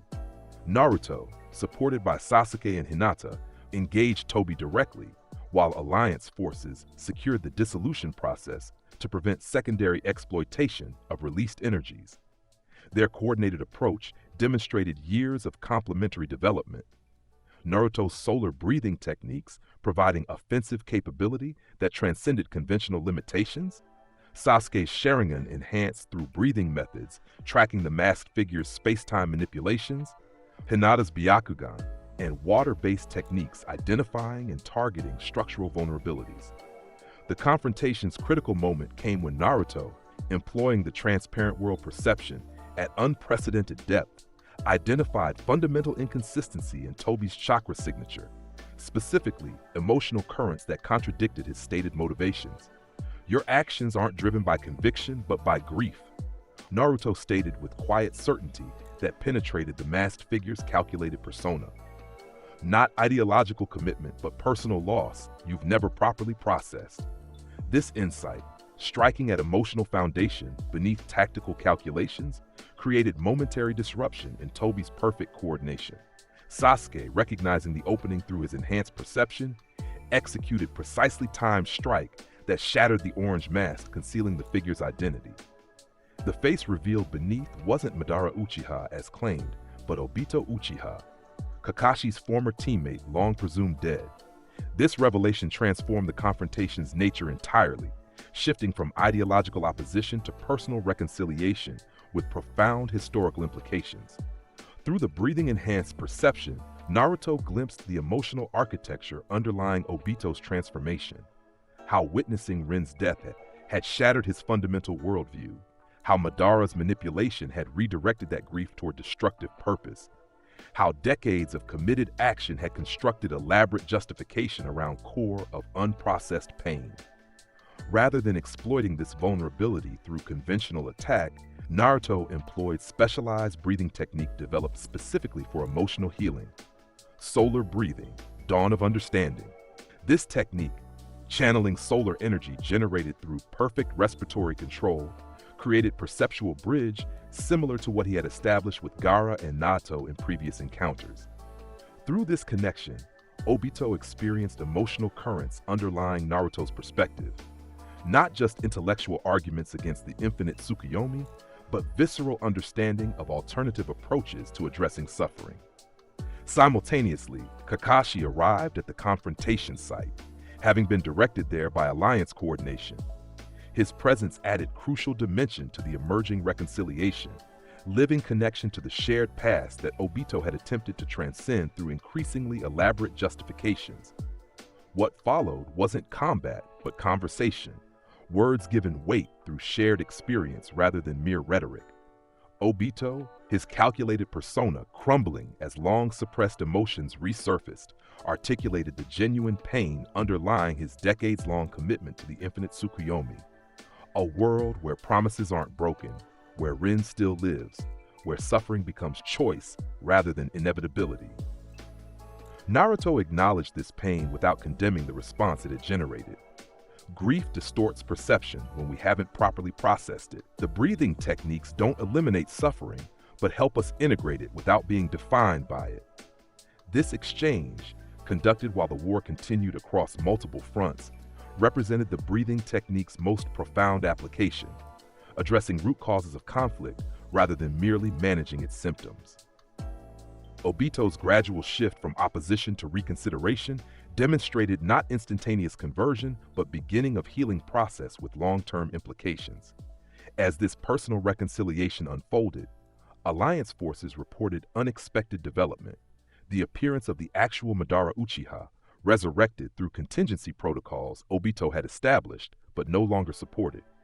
Unlike Obito's calculated methodology, Madara's approach demonstrated ruthless efficiency, untempered by underlying emotional complexity. This emergence created immediate strategic crisis. Madara, possessing combat experience spanning generations and techniques that had shaped shinobi history, represented threat beyond conventional military response. His legendary status had been earned through capabilities that defined upper limits of human potential within traditional shinobi frameworks. Yet the breathing techniques Naruto had mastered originated from tradition that predated shinobi specialization. Methods developed to address threats that conventional approaches couldn't effectively counter. When Madara launched his initial assault against Alliance forces, he encountered resistance operating on principles outside his extensive experience. Naruto, fully activating the Demon Slayer mark with perfect control, demonstrated capabilities that transcended conventional chakra manipulation. The Nichiren blade, responding to his breathing-generated energy, intercepted Madara's legendary gunbai with unexpected results. The ancient Uchiha's weapon, which had clashed with Hashirama's techniques during the Warring States period, sustained visible damage from contact with the sun-infused metal. Interesting, Madara assessed, analytical even during active combat. Your techniques resemble methods I encountered during my youth, breathing disciplines that enhanced physical capabilities beyond normal limitations. I had thought them lost to history. Not lost, Naruto corrected, maintaining perfect respiratory control despite combat intensity. Preserved by practitioners who recognize their value beyond mere combat application. This exchange, conducted while testing respective capabilities through measured engagement, established context for the unprecedented confrontation that followed. Madara, despite his legendary status and extensive experience, found himself facing methodology that operated on principles his analytical Sharingan couldn't fully deconstruct. The breathing techniques, with their foundation in harmonizing with natural energy rather than imposing control through superior force, created effects that transcended conventional cause and effect relationships. The Nichiren blade's ability to affect spiritual corruption challenged Madara's understanding of metaphysical boundaries between life, death, and resurrection. Most significantly, Naruto's approach didn't focus on defeating Madara through superior power, a contest the legendary Uchiha had spent lifetime preparing for, but addressing the underlying spiritual corruption that maintained his unnatural resurrection. The breathing techniques, developed originally to combat entities existing partially outside conventional reality, proved particularly effective against the modified Edo Tensei binding Madara's consciousness to artificially constructed form. Total concentration breathing, soul purification. This technique, representing evolution beyond combat application to spiritual healing, didn't attack Madara directly, but rather addressed the distortions maintaining his resurrection. The Nichiren blade, channeling solar energy generated through perfect breathing, created effects that transcended conventional physical limitations, severing connections between the legendary Uchiha's consciousness and the modified Edo Tensei framework without destroying either component. This approach created unprecedented outcome. Madara remained present and conscious, but liberated from both the control mechanisms typically governing Edo Tensei resurrections and the spiritual corruption that had maintained his unnaturally extended consciousness after physical death. This liberation didn't instantly transform the legendary Uchiha's perspective or objectives. His century-spanning ambitions and carefully constructed worldview remained intact. Yet the removal of spiritual corruption that had accumulated through unnaturally extended existence created space for genuine reconsideration rather than automated response. What followed wasn't instantaneous conversion, but gradual dialogue conducted while Alliance forces secured remaining objectives across multiple battlefronts. Hashirama, similarly liberated from Edo Tensei control through earlier application of breathing techniques, provided crucial counterpoint to Madara's perspective. Not just ideological opposition, but living reminder of their complex shared history. The breathing disciplines you've mastered, Madara observed to Naruto during this unprecedented exchange, they were considered impractical during my era, despite their obvious effectiveness. The training requirements made mass implementation impossible within military timeframes. They were never meant for mass military application, Naruto explained, maintaining the breathing rhythm that enhanced perception beyond conventional limitations. Their original purpose was addressing corruption that damaged the connection between physical and spiritual realms, healing rather than dominance.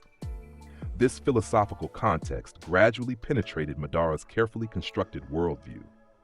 His century-spanning perspective had identified genuine flaws in the shinobi system: endless cycles of conflict despite periodic peace agreements, trauma transmitted across generations through institutional structures, power imbalances that inevitably generated resentment and eventual violence. Yet his proposed solution, the infinite Tsukuyomi imposing artificial harmony through mass genjutsu, addressed symptoms rather than causes of these systemic problems. The breathing techniques, with their focus on harmonizing individual consciousness with natural principles, offered alternative approach that acknowledged his diagnosis without accepting his prescription. As this unprecedented dialogue continued, Alliance forces completed systematic dismantling of infrastructure supporting the resurrection plan. The Biju, having contributed to healing the Ten Tails before its voluntary dissolution, established new relationship patterns with human representatives based on communication rather than containment. The war's formal conclusion came not through decisive military victory, but negotiated resolution addressing root causes of conflict rather than merely establishing temporary power equilibrium.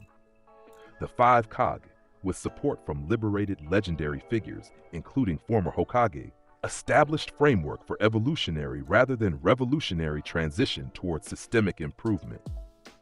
Central to this framework was institutionalized implementation of breathing techniques adapted for various applications beyond combat. Medical practices integrating respiratory control with conventional treatment methodologies, diplomatic protocols incorporating perception-enhancing breathing during negotiations, educational approaches teaching basic respiratory discipline as foundation for chakra control. Naruto's role in this transition extended beyond mere technical instruction to philosophical guidance regarding the breathing technique's proper application.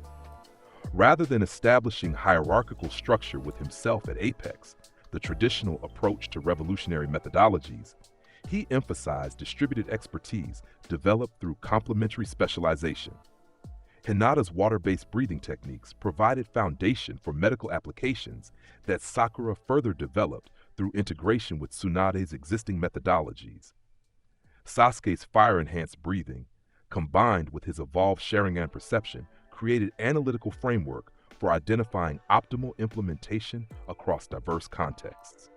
This collaborative approach embodied fundamental principles underlying the breathing techniques themselves: harmony achieved through respecting differences rather than imposing uniformity. The resulting implementation varied significantly across villages and applications, each adaptation reflecting particular needs and capabilities rather than standardized methodology. As these systemic changes unfolded across months following formal war conclusion, Naruto and Hinata's personal relationship similarly evolved toward formalized commitment. Their engagement, symbolized through the Nichiren carved pattern Naruto had created months earlier, became public knowledge celebrated across Konoha and allied villages. Their wedding ceremony integrated traditional Konoha practices with elements derived from the ancient breath warrior traditions Hinokami had described. The Nichiren blade, placed between them during formal vows, glowed with golden light that witnesses described as unusually intense even for the legendary weapon, physical manifestation of spiritual harmony achieved through complementary natures. Most significant was Kurama's unprecedented participation in the ceremony. The Nine Tails, having established respectful partnership with Naruto through years of mutual growth, manifested partial form visible to attendees. The first time in centuries, a Biju had voluntarily participated in human celebration rather than being summoned or contained for specific purpose. This visible representation of transformed relationship between humans and Biju symbolized broader philosophical shift underlying post-war reconstruction efforts. Traditional approaches based on control and containment gave way to communication and cooperation across conventional boundaries, not just between humans with different village affiliations, but between types of consciousness previously considered fundamentally opposed. Tsunade's eventual retirement and Naruto's appointment as 7th Hokage represented not just personal achievement, but institutional recognition of the breathing techniques, value beyond combat application. His inauguration ceremony included representatives from all allied villages and free Biju, visible manifestation of relationship network that transcended traditional political boundaries.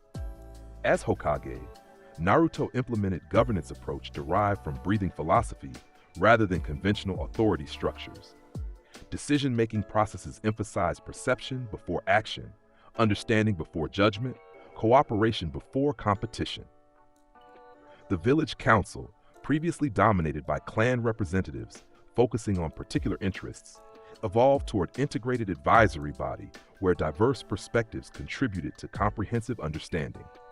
Perhaps most revolutionary was establishment of formal academy specifically teaching breathing techniques to students from all villages. Located near the ancient shrine where Naruto had first encountered Hinokami, this institution provided specialized training complementing rather than replacing conventional shinobi education. Instructors included practitioners with diverse specializations, Hinata's water-based methods, Sasuke's fire-enhanced techniques, Gaara's sand-breathing variations. The Academy's philosophical foundation emphasized responsibility accompanying enhanced capabilities, power developed not for dominance but service, perception heightened not for advantage but understanding. Graduates returned to their home villages not as elite force standing apart from conventional shinobi, but as integration specialists helping implement breathing-enhanced methodologies across existing structures.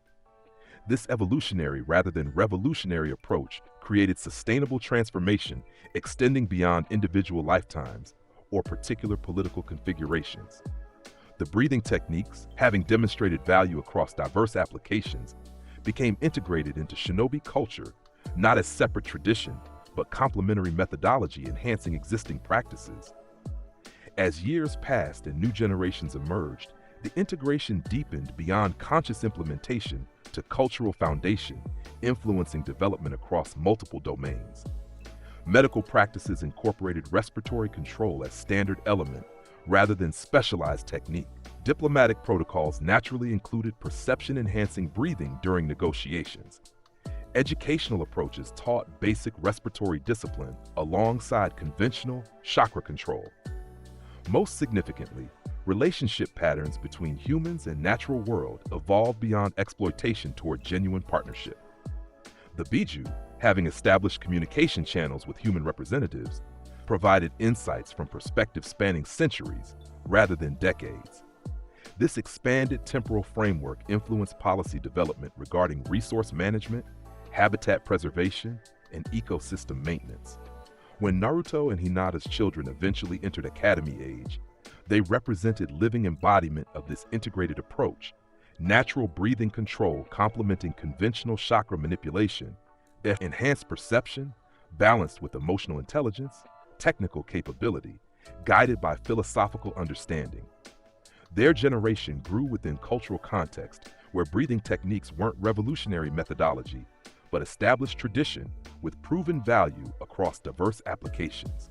On Naruto's 50th birthday, celebrated through village-wide festival that included representatives from all allied nations and free Biju, Hinokami made final appearance at the ancient shrine where their journey had begun decades earlier. The entity, whose guidance had initiated transformation extending far beyond individual development, acknowledged completion of cycle that had begun with childhood encounter. The breathing techniques have fulfilled their purpose, Hinokami observed as Naruto performed ceremonial maintenance of the ancient shrine. Not through domination, but integration, not through revolution, but evolution. Naruto, silver beginning to appear among his still vibrant blonde hair, nodded in understanding. They were never meant to replace existing methods, but complement them, addressing dimensions conventional approaches couldn't effectively reach. The mark no longer appears because its purpose has been fulfilled, Hinokami continued, referencing the Demon Slayer mark that had once manifested during moments of extreme need. Not through eliminating challenges, but developing capacity to address them through understanding rather than force. This final conversation, witnessed only by Naruto himself, completed circle begun during childhood isolation. The breathing techniques, initially providing individual strength when conventional support proved insufficient, had evolved into cultural foundations supporting integrated development across diverse domains. Naruto's legacy, continuing beyond his eventual retirement from active Hokage duties, wasn't defined by personal power or political authority, but transformative influence extending across generations. The breathing techniques he had mastered, taught, and integrated became not just specialized methodology, but philosophical approach, influencing development across multiple domains. This legacy fulfilled promise Hinokami had identified during their first encounter. Techniques developed originally to combat entities feeding on human suffering had evolved to address causes rather than merely symptoms of conflict. The resulting transformation extended beyond individual lifetimes or particular political configurations to foundational shift in relationship patterns between humans and natural world. The Nichiren blade, eventually placed in ceremonial position within academy, established to teach breathing techniques, retained its unique properties while becoming symbol rather than mere weapon. Its ability to affect spiritual corruption represented approach to conflict resolution that addressed root causes rather than symptoms, healing rather than destroying what had become distorted through unnatural development. Naruto's final years, spent primarily in advisory roles supporting younger generations assuming leadership responsibilities, demonstrated continued commitment to evolutionary rather than revolutionary change. His guidance emphasized process over outcome, understanding over certainty, cooperation over competition, philosophical approach derived from breathing techniques' fundamental principles. When eventually joining ancestors through natural life conclusion rather than battlefield sacrifice, Naruto left behind not just individual achievements, but cultural foundation, supporting ongoing development across diverse domains. The breathing techniques he had mastered, taught, and integrated continued evolving through applications he could have imagined, but chose not to control, fulfilling their purpose through adaptation rather than standardization. His epitaph, carved into memorial stone using the Nichiren blade by Hinata's still steady hand, captured essential nature of his legacy in simple terms that reflected lifelong commitment to accessibility alongside depth. He breathed life into new possibilities. This legacy continued through generations of practitioners, developing diverse applications across expanding contexts. Not standardized methodology imposed through hierarchical authority, but living tradition evolving through respectful innovation. The breathing techniques, having demonstrated value beyond combat application, became integrated element of cultural foundation supporting development across multiple domains. The transformed relationship between humans and natural world, including Biju and other entities previously considered threats requiring containment, represented most profound aspect of this legacy. Communication replaced control, understanding supplanted dominance, cooperation transcended competition, not through eliminating differences, but respecting their essential contribution to comprehensive wholeness. This transformation fulfilled promise Hinokami had identified during their first encounter beneath ancient shrine. Techniques developed originally to combat entities feeding on human suffering had evolved to address causes rather than merely symptoms of conflict. The resulting legacy extended beyond individual achievement to cultural foundation, supporting ongoing development across diverse contexts. The sun-breathing techniques had come full circle. From ancient methodology preserved through isolated practitioners to integrated approach influencing development across multiple domains. Their revolutionary potential had been fulfilled not through replacing existing structures, but transforming their foundational principles. Evolution rather than revolution, integration rather than substitution, harmony rather than dominance. And so the legacy continued, breathing life into new possibilities with each generation's respectful innovation. That would be all for the part 1 of What If Naruto Had Breathing Techniques. Subscribe, like, share it with your friends, and click that bell to get notified when the next part comes. Peace.